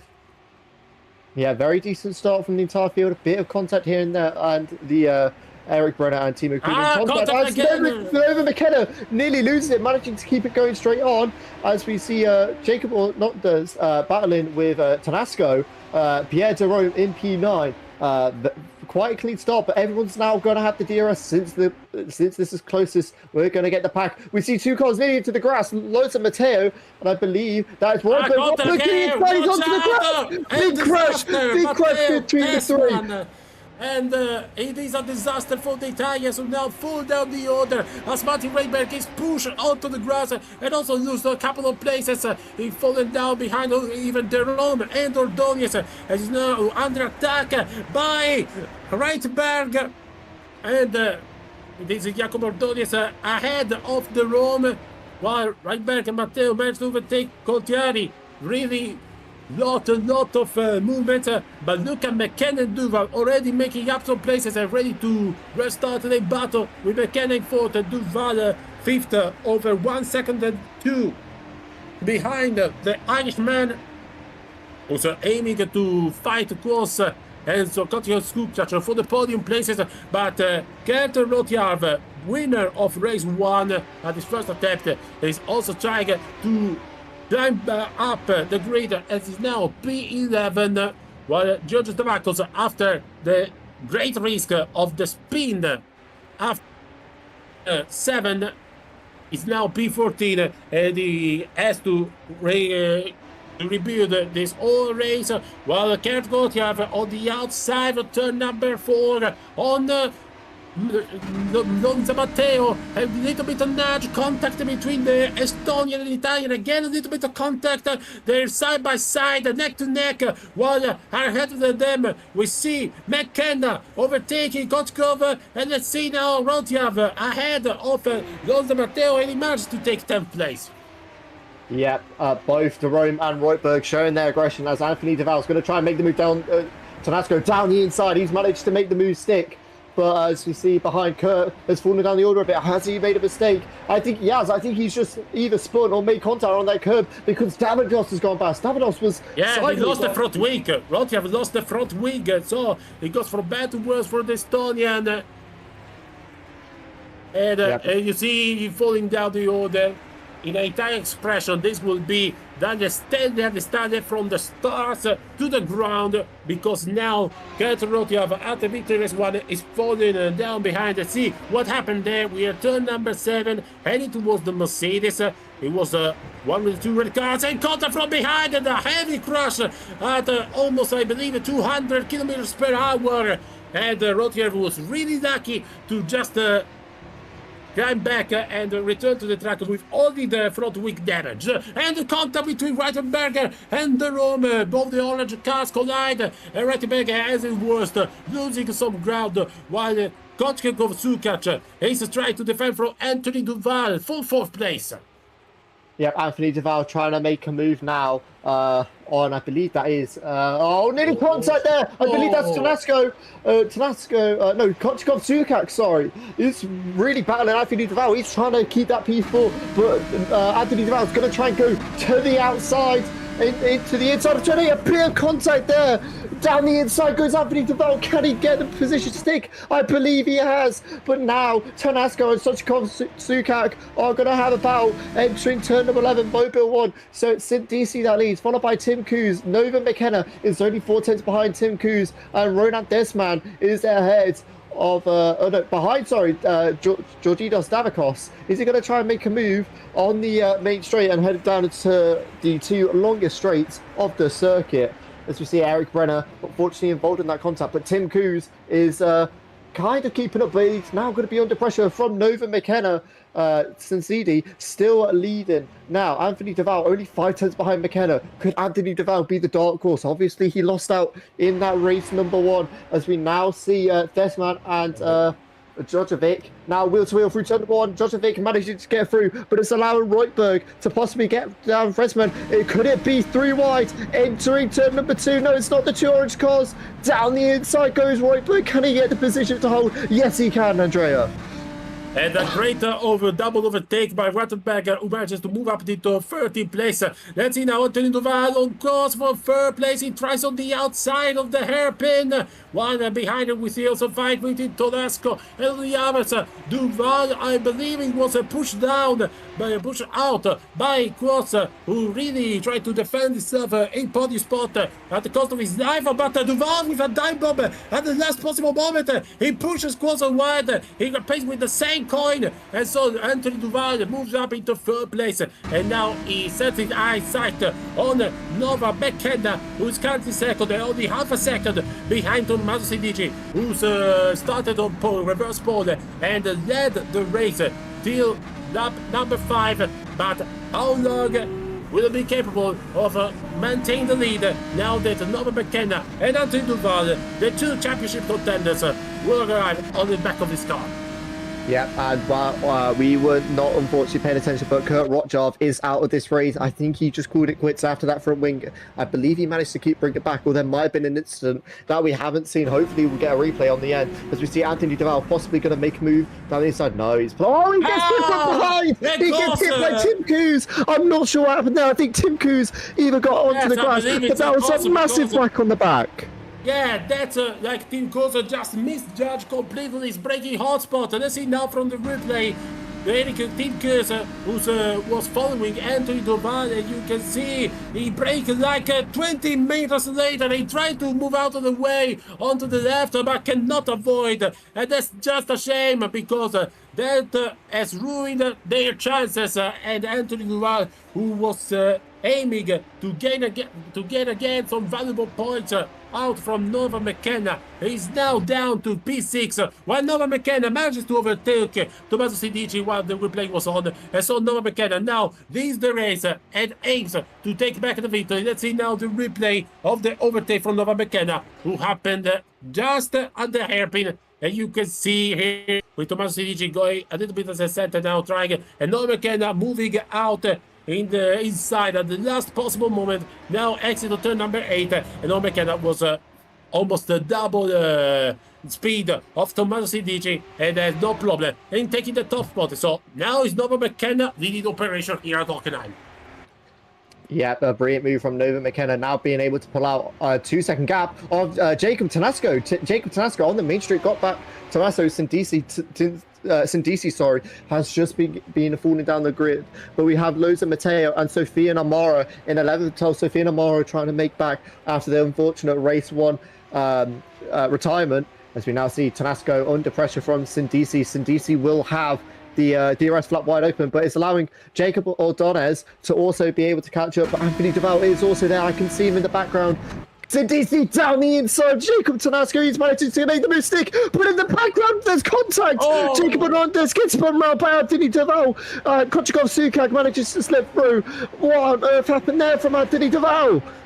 And I think Duval admits his mistake, because he's letting Ordonez past, and now as well Derome. And so Duval is now down 7, and contact between Ordonez and Derome. Derome is spinning into the Mercedes corner, with Ordonez having to take the escape route and cut the corner. And so, in a way or another, Anthony Duval managed to retake a fifth place, not in the way that he possibly could have imagined, but it is top 5 again for the French, by the Saint Lucia driver, who's now currently 1 second behind Kochetkov-Sukach, and will aim to at least a podium spot to try to lose as less points as possible to Nova McKenna, who's currently leading the operation and already improved and extended his gap to 1.7 seconds over Jakub Tonasco, who's doing a fantastic job so far after the comeback of all comebacks in race 1. I believe Anthony Duval is letting his aggression start to get to him. We have a yellow flag in sector 1. Oh, Sofia Namara, no, I think he's made a mistake at turn number 1. He's still got his front wing. That's unfortunate for the Frenchman, just trying to make back after that race 1 retirement. But Nova McKenna is still 1.4 seconds. Tanasco is not letting Nova McKenna run away, as we see Anthony Duval on the back of Kochikov-Sukak. Unfortunately, I believe he was at fault for that incident with Ordonez. They're still managing to keep it going, as Drojovic again overtaken by Timo Kulan. Timo Kulan being left no space. Sofia Namara again is off the track. Has he unfortunately got rear wing damage, as we see Drojovic and Timo Kulan wheel to wheel through turn number 7 into the braking zone of turn number 8. Timo Kulan on the inside. There's not a lot of space, but they managed to get through. Drojovic being pushed off, and Timo Kulan managing to get through. Andrea. What a fight, even in the back markets, because Jakub and Jovic are really giving all they have on this track, and it's only quote mark for P12. And look at Anthony Duval pushing even a little bit too much because he went oversteer after the sausage cab between turn 15 and turn 16. While Kochikov Silkac now is behind Tommaso Sindici. Tommaso Sindici a little bit wide in turn number 1, and someone went off. It is Tonasco! It is Tonasco who lost it and went straight into the gravel. Jakub Tonasco. And he's out and he lost the rear wheel. And that's game over for Jakub Tonasco. What a shame for him, considering the great performance he has done so far. While Kochikov Silkac now breaks the deadlock on Tommaso Sindici. He alongside him on the Parabolica and will get the move on the happy for moving into second place, and he completes the overtake. And look out for Anthony Duval as well. Turn 1 has unfortunately claimed another life of Jakub Tonasco. Really unfortunate after his driver off race 1, and Anthony Duval gets squeezed by Tommaso Sindici. He's going to sit down inside contact once again. Anthony Duval has let his aggression get to him. He is not happy after this race he's had so far. Tommaso Sindici is losing out now, and it's allowing Tim Stavakos, as we see Timo Kulan getting through to P10. Yellow flags are out once again in sector 2. I'm not sure who that is. It's Ronan Desmond, unfortunately having spun and lost their front wing. But Nova McKenna, with all of this chaos, is beginning to pull a 3.9 second gap as they go across the line with 5 laps left to go. So, following the order, we have Nova McKenna in P1, Kochikov Silkac running in P2. I'm not sure, but that might be their best position so far. Anthony Duval, only 8 tenths behind, needs to gain 1 tenth to get that DRS. Sindici and Tim Coos. Tim Coos is going to try and make a move on Tommaso Sindici. Is he going to try and get it to work? No, he's not. Just being careful after that mistake he had with Anthony Duval. Georgino Stavakos has managed to make his way back into P6 after having had that issue earlier on in the race. And watch out again but for the Greek driver, because he is faster than the Sindici, and because he will be aiming to get opportunity of the battle as Kurs gets on the inside of Sindici, and they happy as they both battle it out. A little bit of contact, a little bit of nudge, but the team Kurs manages to overtake Sindici and take 4th place. But watch out for Tabakos, because he's the faster of the 3 drivers mentioned, and will try to get back to 4th place, and with Kochikov Silkac ahead, who eventually will be overtaken by Anthony Duval, I believe. Damarcus might have a chance, maybe later, to take even his first visit to the podium, but he has to move and overtake both Kurs and Sindici as fast as possible, while behind them the Rome now ready to reignite their challenge on Jamie Ordonis for 8th place. And you can see the Roma trying to follow closely the Spanish driver Ordóñez. Oh, almost lost it! Almost lost it at taking the sausage curb after turn 15. And the sausage curb really claiming a lot of victims, while George Stavakos really trying to get closer to Sindici. But he has to watch out for Eric Brenna, who's now arrived behind the Greek driver. And so it is really game on for 5th place, because Team Kurs is now moving away from Tommaso Sindici. Tommaso Sindici trying to do everything to defend from Georgios Davakos, and he has to watch out because Eric Brenna is going behind and will try 2-for-1 overtake through the Parabolica all the way to the hairpin, and then see Eric Brenna if he manages to pull it off. Yes, he can, and Eric Brenna manages to jump from 6th place 7th place, sorry, to 5th place. Great overtake. Eric Brenner with a brilliant double overtake, and whilst we were watching that brilliant move, we're going to see the replay now. Let's have a... Oh, this is Sindici. Anthony Duval, sorry. I believe this is going to be the overtake we saw, we missed, sorry, as we were watching that 3-wide in the DRS with the slipstream. Going to the inside, and I believe it's just dock standard inside move of the hairpin. And we can see in the background just how close it was to contact there between the 3. So Eric Brenner in the purple. A bit of contact between Georgios Stavakos and Tommaso Sindici, but ultimately managing to make the move stick. Yeah, and a great battle between this driver, and also between Duval and Kochikov Silkac. And now Anthony Duval is a second and will try to get closer to Nova McKenna, even though the gap is 2.7 seconds, so it's a little bit too far ahead to try to challenge for a victory. But let's see what will happen until the end of the race. But for the last step of the podium, it's still game on because Kotetko Sukac is currently P3. But who will guess if one between the Team Kos, Eric Brenner, George Davakos can recover this gap in 3 laps? Considering the difference of pace, especially with Breda and Davakos, as we've seen already in race 1. But they have to race cleanly and avoid any problem. There's a yellow flag in sector 2, and one of those drivers lost is the Team Kos. Team Kos just fallen down to 9th place. What a shame. He was aiming for one of his best results of the year and he lost it at the exit of the hairpin. We're going to look at the replay now. Tim Koo, just making his way into the braking zone of turn number 6. What is it just going to be that he's lost the rear end on the exit? Yes, unfortunately, either too much roll really into the front of Georgios Davakos, managing to reverse it and managing to hold his brakes. Brilliant there, holding his brakes, letting everyone through before he can spin back round. But unfortunate from Tim Koo, who was running in P5, I believe it was. So Fianamara trying to make his way. He's got Eterovic Vuncic ahead of him. He's going to have the DRS on the main straight. But here we see Pierre de Rome and Jacob Ordonez wheel to wheel entering turn number 1. Keep it steady, lads. Jacob Ordonez, what a move through turn number 1. Think about. Sorry. It's all right. He knew that the curve will catch someone out, but he managed to keep it pretty much flap out against Pierre de Rome. And as Andrea said, take a bow, Jacob Ordonez. I was stealing that line there. But now Pierre de Rome will have the DRS, but so will Drayden Ordonez on Tommaso Sindisi. Is it going to be a move down the inside for Jacob, or is it going to be a defensive move from Sindisi? Oh, nearly into the back was Pierre de Rome, and this is a brilliant battle for P6. Can Jacob Ordonez get the move done heading through turn number 7?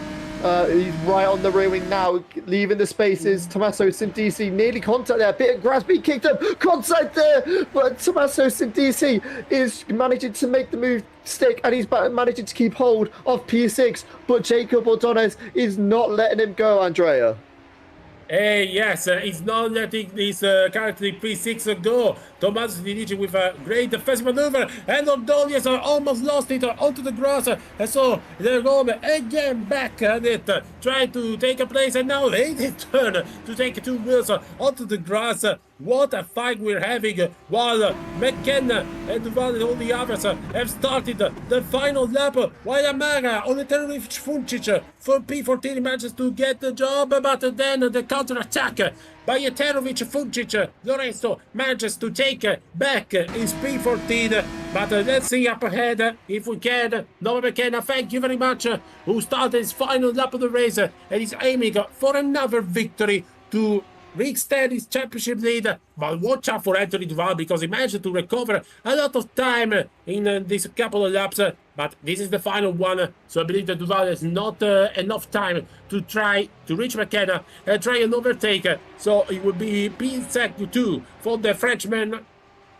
But still will be a great result for him, while against Sindisi and Ordonez, a little bit of contact between the Italian and the Spanish driver, while behind him we have De Rome and Team Kos really fighting as well for 8th place. We see Tommaso Jacob trying for a dummy on the inside, contact, they almost went to spin, and luckily there was no such a thing. Almost a great risk for all of them. And you see back at the first 2, Anthony Duval managed to reach Nova McKenna. A good try an overtake, but the problem is that we're just now at the final corner of the final lap, so Nova McKenna bounces back with a victory in race 2 here at Hockenheim. Nova McKenna takes a brilliant 3rd win of the season ahead of Anthony Duval.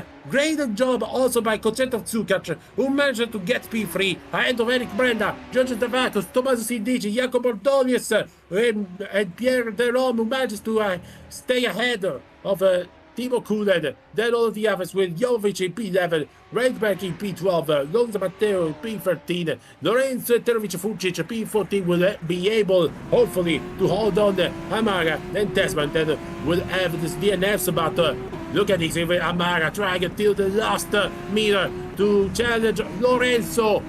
And will try till the last thing. Maybe he exited a little bit faster, but there's not enough time. And Lorenzo Terovic will manage to hold on by just 92,000 of a second or less. While Ronan Tessman will be the last one to cross the finish line. And what a race! What a race again! It did not disappoint our expectation. A brilliant race between everyone on the field. As we I believe we are now going to see replays of what happened throughout the race as we ride a ball with. So this is Kurt Rotjov in the pit lane. I believe he's just going to call it quits. Yes, he is. He's going to call it quits. Unfortunately, may have had a chance to continue on in the race after that damage, but unfortunately, just calling it quits. Yeah, and that's a real shame by the Estonian, who was a real great protagonist on race 1, while we see now Jakub Tonasco mistake on turn 1, nut curve, the one who caught the incredible, you can see, same as we saw before, same as we saw with different cases, a Valtteri Bottas tire crash, and he meant the end of the road for Jakub Tonasco. We see now Tessman without the front wing. Oh, and he was caught with an orange car. And bam, into the left barriers, into Mercedes corner. He manages to restart the procedures, but it was game over for any chances of points for him. Like he managed to restart just because he had all the front wing damage. But otherwise, it has been an enjoyable race too, and I believe all of the drivers and spectators will say the same. We have the unofficial results, all pending to the race direction. Noah McKenna in first place ahead of Anthony Duval, and a great performance by Savage Kochetkov Sukac, who I believe will claim his first podium. No, it's not his first, but it is second visit. So great job by Ukrainian, who takes a third place ahead of Eric Brenda and Georgios Davakos. Then Tommaso Sindici, good performance also by the Italian, who takes sixth place ahead of Jacopo Ordonis. The team calls Pierre de Rome and Timo Kudet round at the top 10 in spectacular fashion after a great battle in the midfield. Then we have P11 for Andrea Jovovic, P12 for Matthew Wietberg, 13th place for Jozza Matteo, then 14 Lorenzo Terovic Furcic, then Sofia Amare P15 and P16 for Ronan Tessman. Unfortunately, they did not manage to finish the race, Jakub Tonasco and Kurt Rotjard. Yeah, brilliant race from the entire field as we now look at the results. Not sure. Nova McKenna obviously doing their race winner, extended their championship lead. Anthony Duval and Kochikov Sukak rounding out the top 3. And I believe it is Kochikov Sukak's first podium. He you might have to fact check me that on that, Andrea. It is his second visit to the podium. He already went third place on race 2 at the Dutch Grand Prix.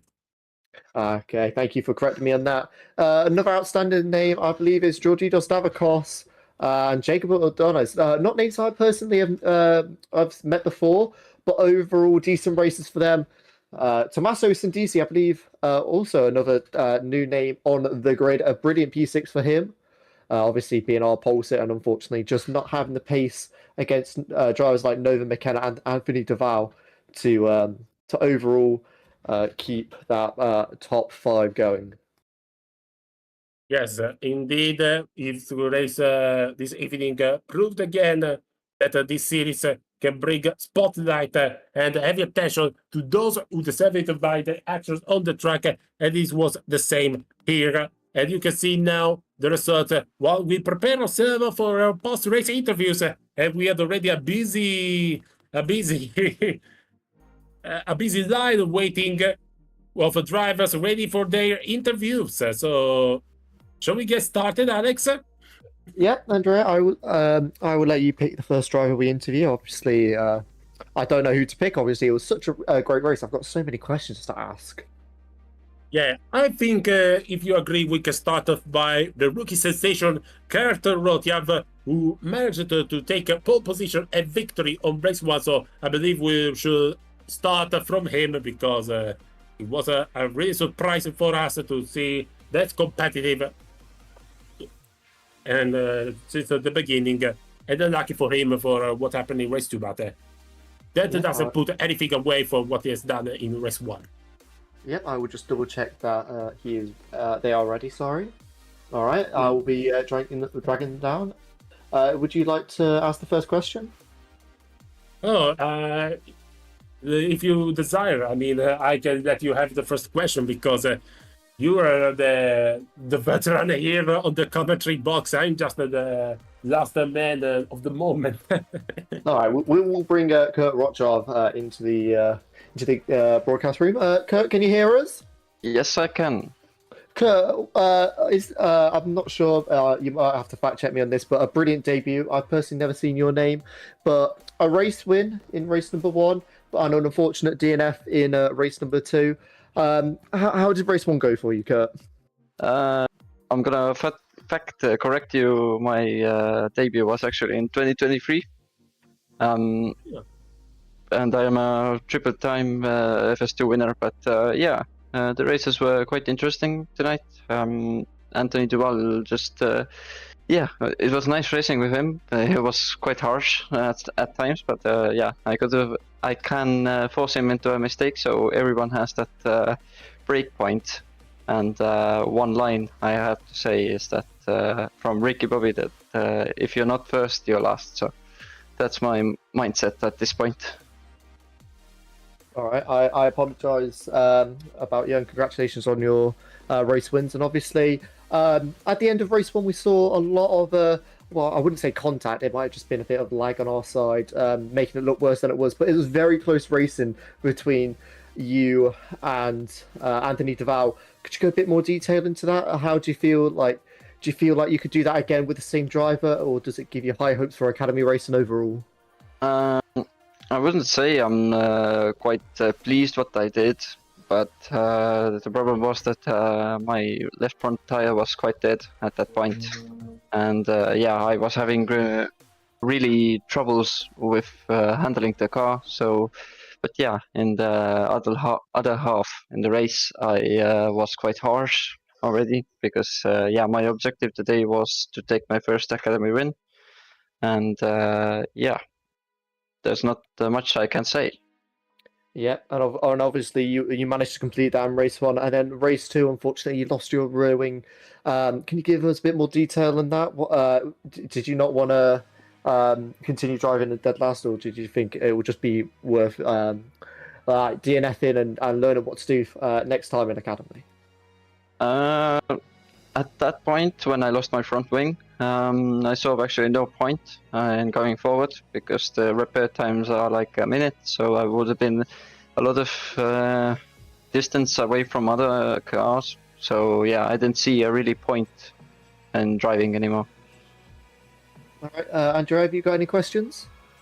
Yeah, I've got one. Since you seem to race in the all season of Air Factor on the Grand Prix Virtual World Championship of the Academy, but still to be the seasonal debut after a long time out of the field and managed to clinch pole position also and a victory at the first attempt must feel some kind of special sensation.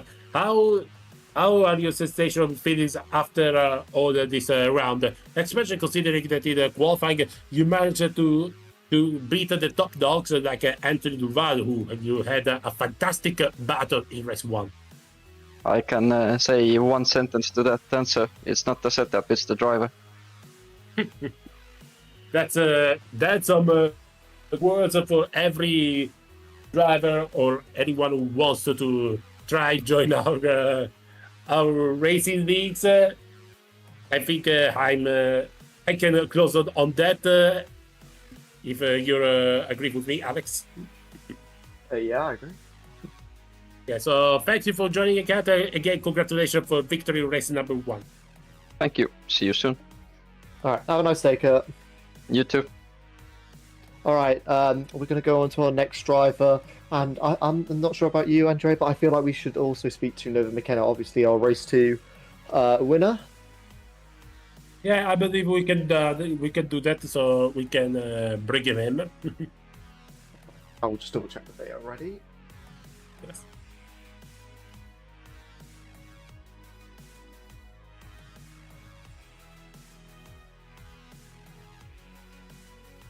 Yeah, and here it is.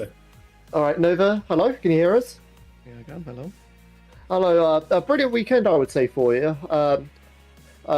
Midfield result in race number 1, but obviously that big win in race number 2. How do you think your weekend went?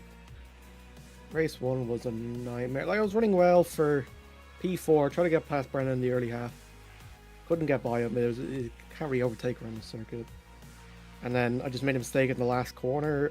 I think about 2 laps to go, and then the other 2 overtake me, and then I got by the purple car and got salvaged P5 out of it. Race 2, just cut through the field. Felt bad for the competition because they were just getting, like, kept crashing from either themselves or with others. I saw behind Duval was in all honesty murdered from behind, and then there was Tanasco who DNF'd at turn 1 after a massive shunt, but yeah, I can't complain about a third win, so. Yeah, obviously you managed to put out a pretty decent gap midway through race number 2, but at the end it ended up being quite close. Is there a bit more information on that? Was there just an unfortunate mistake that happened, or did Anthony Duval just have a bit more pace than you expected?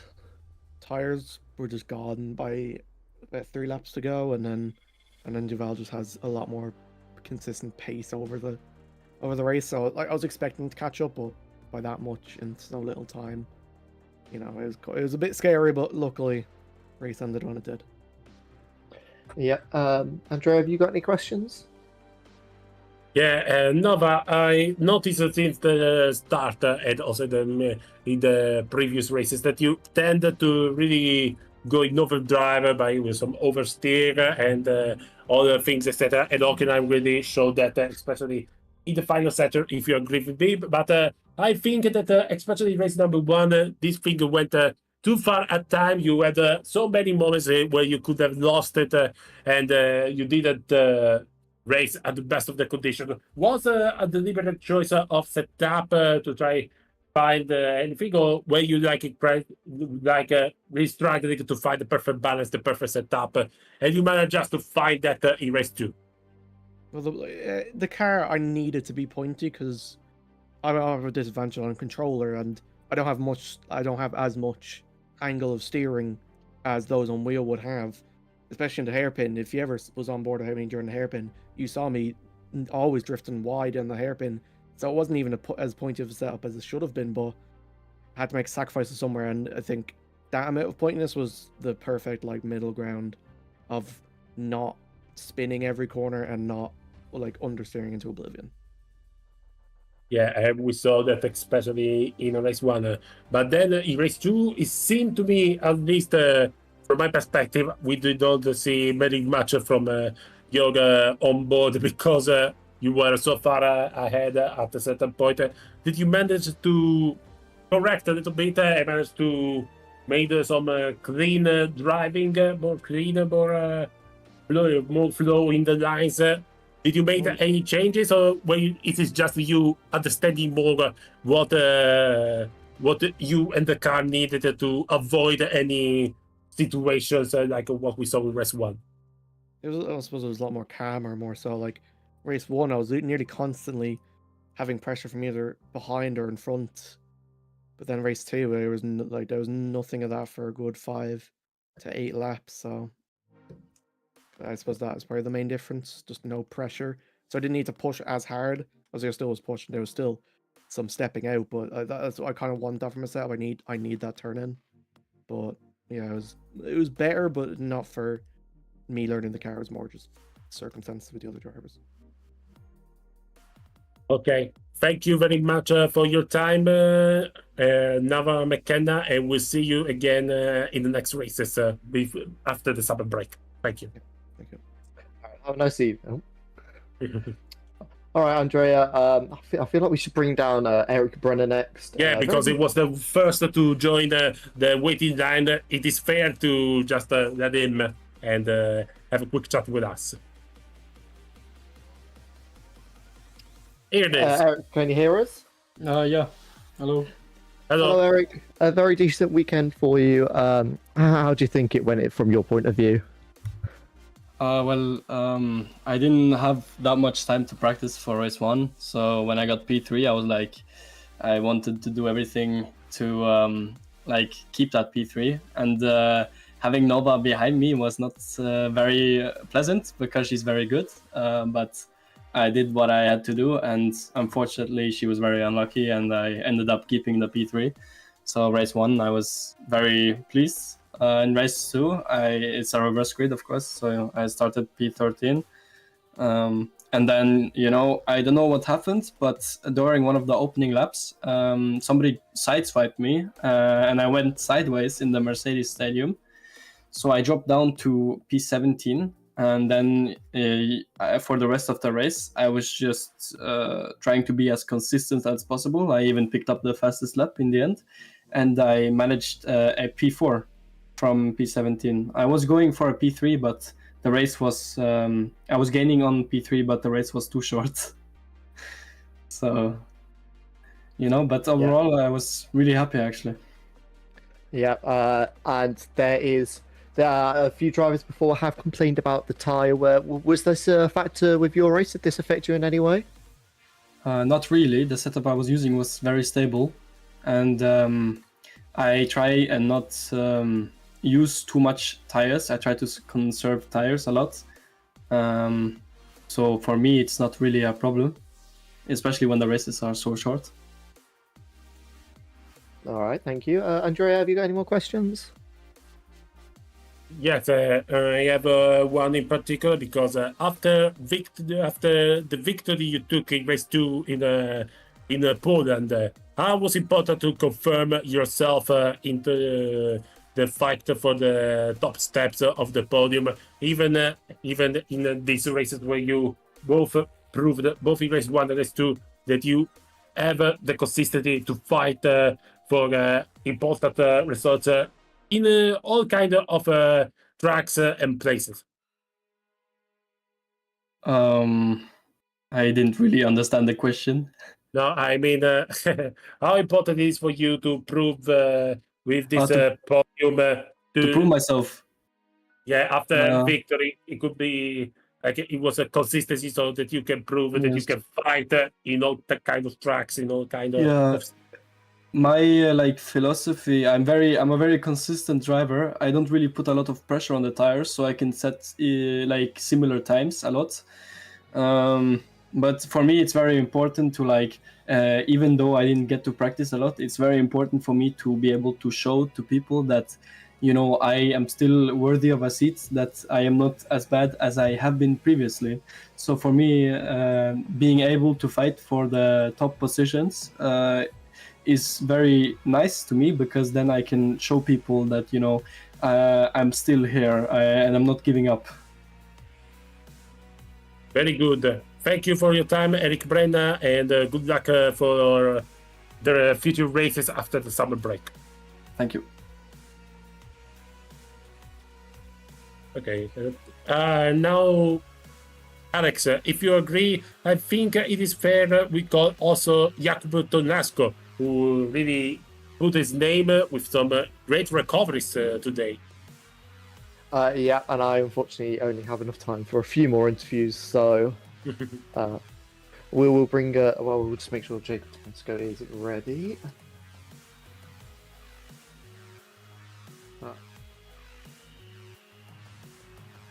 He might. Not me. All right. So unfortunately, Jacob Tonasco is not ready. So, we'll bring down Tommaso Sindici. I've unfortunately been pronouncing his name wrong the entire race, and I would apologise to him. So we'll bring him down. All right. Tommaso, can you hear me? Yeah, I can. All right, Tommaso. Hello, give me a second. I don't see anybody. Okay, I'm here. All right, Tommaso, a decent weekend for you, I'd say. You obviously got that reverse pole position, and just unfortunately wasn't able to keep that pace, but you still managed to get a top 10. How do you think that went for you? I mean, honestly, I'm happy. I mean, it's really not the result I wanted. I had Yaku in front of me. We tried to manage and keep the positions, but there was some miscommunication in the team. I'm really happy with the result. I mean, it's my second race in Academy and I got 6th, which is very good. I gotta say the crash in the formation lap was a bit embarrassing, but it is what it is. I've had fun. I've had quite a lot of fun. Lost 2 laps. I was defending Jacob, I think, and I really had to push my elbows out because he was attacking relentlessly, but it is what it is. It was a fun few races. Only thing was lap 1 on the first race, I went from 17 to 11th, and then there was a crash on track. I lost a lot of positions, but yeah, overall, pretty good race. Yeah, and I've got a quick question for your opinion about how GPVWC is run.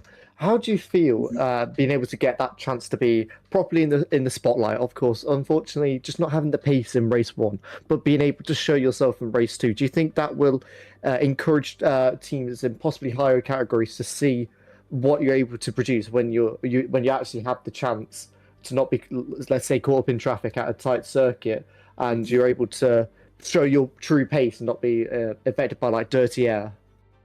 I think it's an amazing chance you get. I mean, the first 2 laps before getting caught by a bit of a pressure, I was going well. I had a 2 seconds gap from the second. Then brick by brick, it came crumbling down.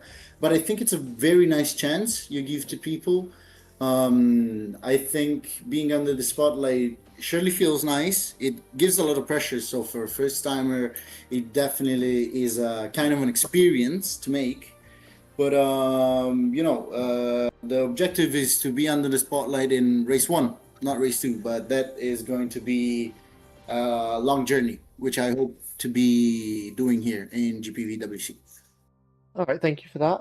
Andrea, have you got any questions? Of course I have. Ciao Tommaso, come stai? Ciao. Sto bene, sto bene. It's a little bit Italian between us. I think you that they concede. But speaking of those races, I noticed that in race 2, you managed to put a really defensive performance on drivers that were much faster. I remember that in a few couple of laps, you managed to hold on the drivers like Ordóñez, or also a little bit of Duval and Davacos for quite some time. So you really were putting all your heart in those races too. So how it means for you to manage to fight for a couple of laps with these top dogs, and does it help you in your process, in your run to grow more and more as the races pass here in the GPVWC? Yeah, absolutely. So defending against top dogs is what makes me better. Like, honestly, running hundreds and hundreds of laps, it's never what made me actually good at what I do. It's always being behind someone and trying to see what they do good, what they do bad, what I can improve. And defending is even something I like to do, sticking my elbows out, trying to keep that position. Clearly, they were much faster than me, so at a certain point, you just have to let go. But it was an incredible chance. I loved, showing my fighter instincts to the top dogs, and I gotta thank my personal engineer in this race. It was Juho. He's been racing in FS1. He's been guiding me the whole way, and it's really a pleasure to have him, guide me through the race. Very good. Thank you for your time, Tommaso Sigi, and I hope to hear you again in the next races. Thank you very much. Bye, guys. Have a nice evening. Bye-bye. All right, so I believe that we may have 2 or 3 interviews left. Should be able to fit them in. I feel like we should go for Sophia and Amara next. Yes, he's currently playing, I believe, F1 race starts, a classic to just lose the tension of those races. But we can hear him between a race ahead or 2. Let's see if he's ready or if he's too busy. Like, I believe he's racing in Germany with Vettel. Oh, here it is. Sophia, can you hear us? Yes, very well. All right, Sophia, a very unfortunate race for you. Unfortunately involved in the crash on race 1, and unfortunately having a crash, like I wouldn't say a crash, but a massive spin in race 2, and unfortunately was down the field. How do you think your weekend went? Again, it was. I don't know what to say right now. I mean, all the weeks I've got a problem. It's been. I think the 2 races, I was not confident with my car, to be honest. The first one, yeah, I've got a massive spin, and I was not that smart to rejoin the track because I thought everyone was overtaking me while I was off the track. But yeah, someone pushed me and I lost my tire. I was ready to continue the race, but the engine blew up in the pit lane because the stop was too long, and so I was starting P-last for the second race. So I was like, okay, everything is possible, and the second race was pretty nice on the start, because I made some good overtake. It was really good. Before the race, I put the high downforce on my car to don't lose the car. But again, on turn 1, I don't know if I take the turn 1 maybe too early. So I was on the curb and I lost the car. Thankfully, I didn't crash with someone else. I know it was pretty close with a purple car, but yeah, I lost the car again, and I was P15. So I was thinking like, okay, maybe I will rejoin Lorenzo, who was P-last, maybe to get some battle on the 3 lap to go. So it was pretty fun with Lorenzo. I made some good overtake, good battle before the summer break. Why not finish the race with a little bit of fun? And it was pretty good. But yeah, otherwise, the 5 races that I've got was pretty disappointed. But yeah, I will not say anything. I will answer off the question you have to me to say, and yeah, was pretty sad weekend.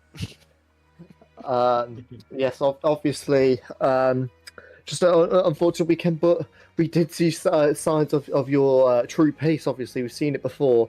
Like the start of race 2, you had managed to make your way up to P11. Do you think that starting like further back kind of assist you? Obviously, we know people have different skills in certain areas of the race.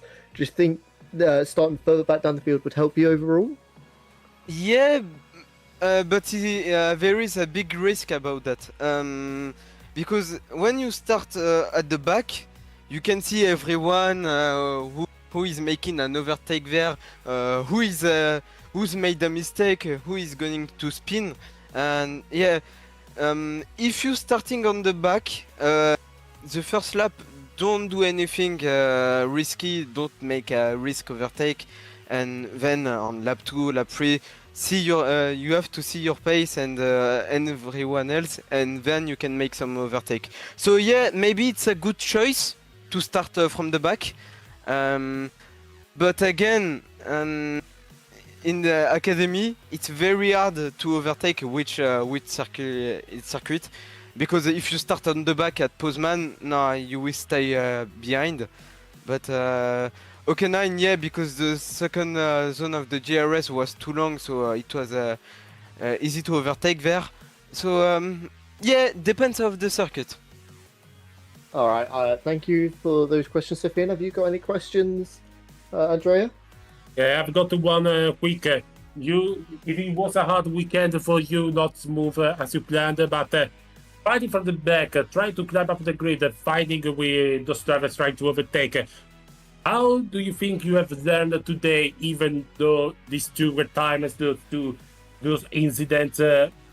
How much have you learned or will try to apprend to grow for growing on the next races to try to improve of those overtaking abilities? Yeah, I learned a lot about that for starting from the back. Because everyone on the race was different on the defending like attacking overtake, and when you are with someone now, you must think when you're behind, and you need to think for like 2 laps how the driver ahead of you drive, how he must defend, how he must take corner. The first thing I learned is to make some pressure to see how the driver will drive. I don't know if that makes sense. And then the main thing is to wait. Even if the guy ahead of you is slow, you need to know how the guy will drive.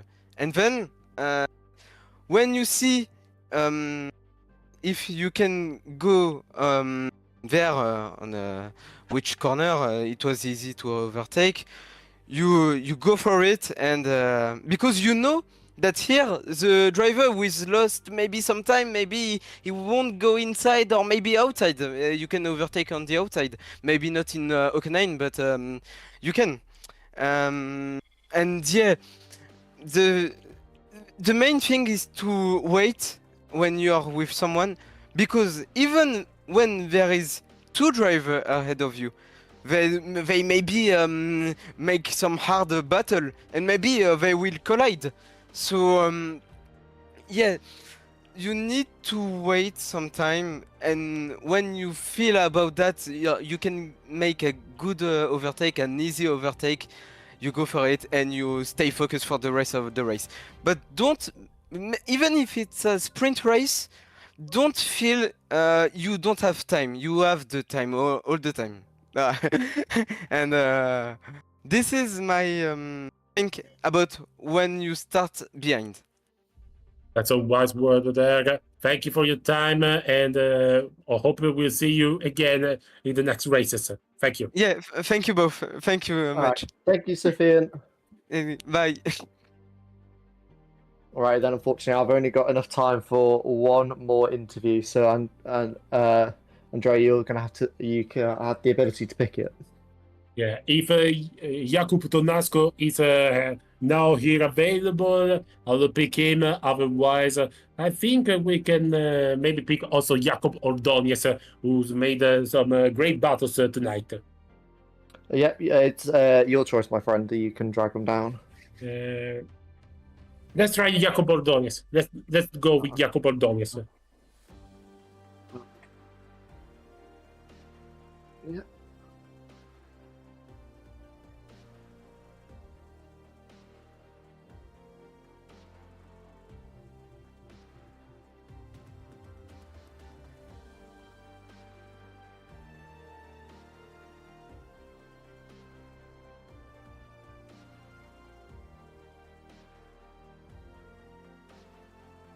I believe he might be AFK, so we can try another driver if you want.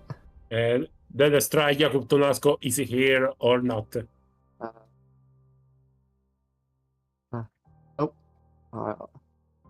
I've got a response now. Oh, he's left the call. All right.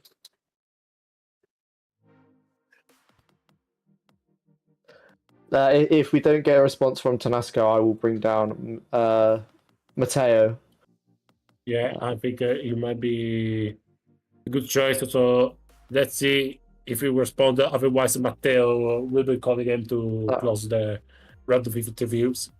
Okay. Jakob, can you hear us? Or Jakob? Yeah, I can. All right. Welcome to the interviews. I feel like a decent race for you.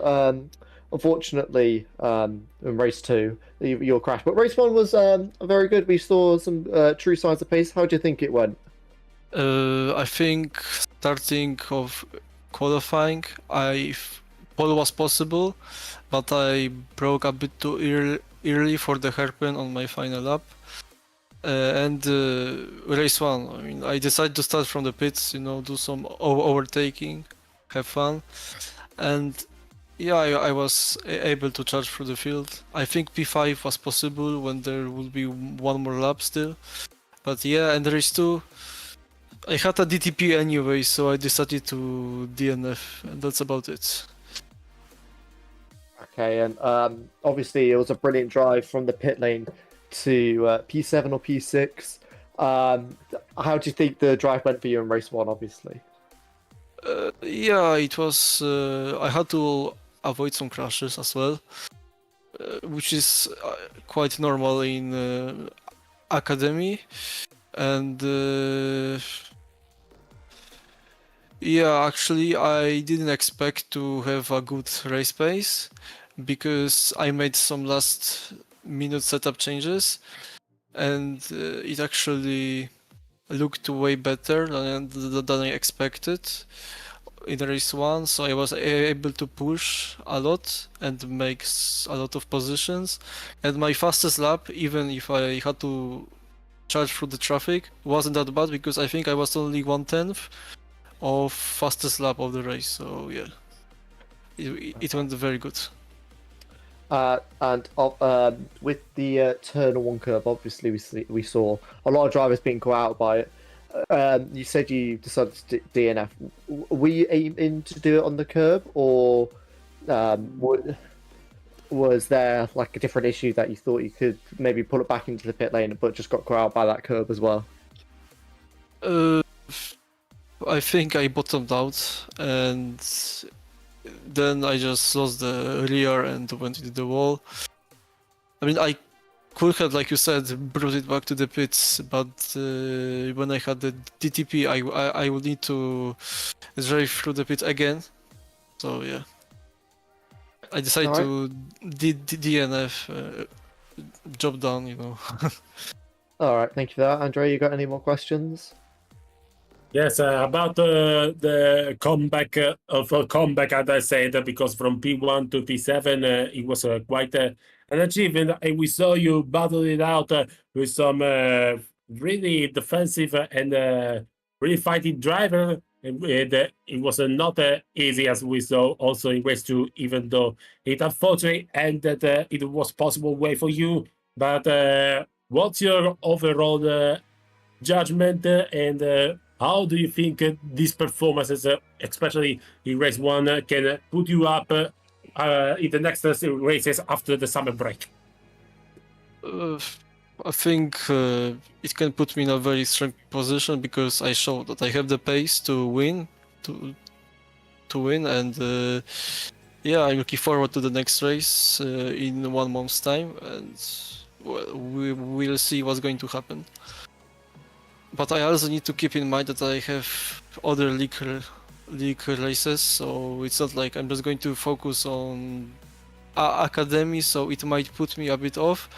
But let's see what will happen in the next few races. I think there is still four runs to go, so I will give it my best, and we will see the final result in upcoming weeks. Okay, thank you very much, Jakub Tonasco, and see you after the summer break. Thank you. Thanks, mate. Bye, guys. Right, bye, Jacob. Right, I unfortunately have to go now, so I feel like this is where we should end it. On the screen, we have our calendar. Do not worry, we have 4 more rounds being announced later.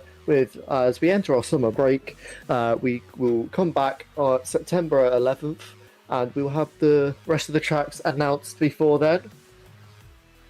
Thank you everyone for watching this race of GPVWC, the 2026 Academy Series at the Hockenheim. I'm Alex Bettany. We've got Andrea Mattavelli and as the co-commentator, and Amir Oates as our broadcast director. We thank you for watching and have a nice evening. Good night.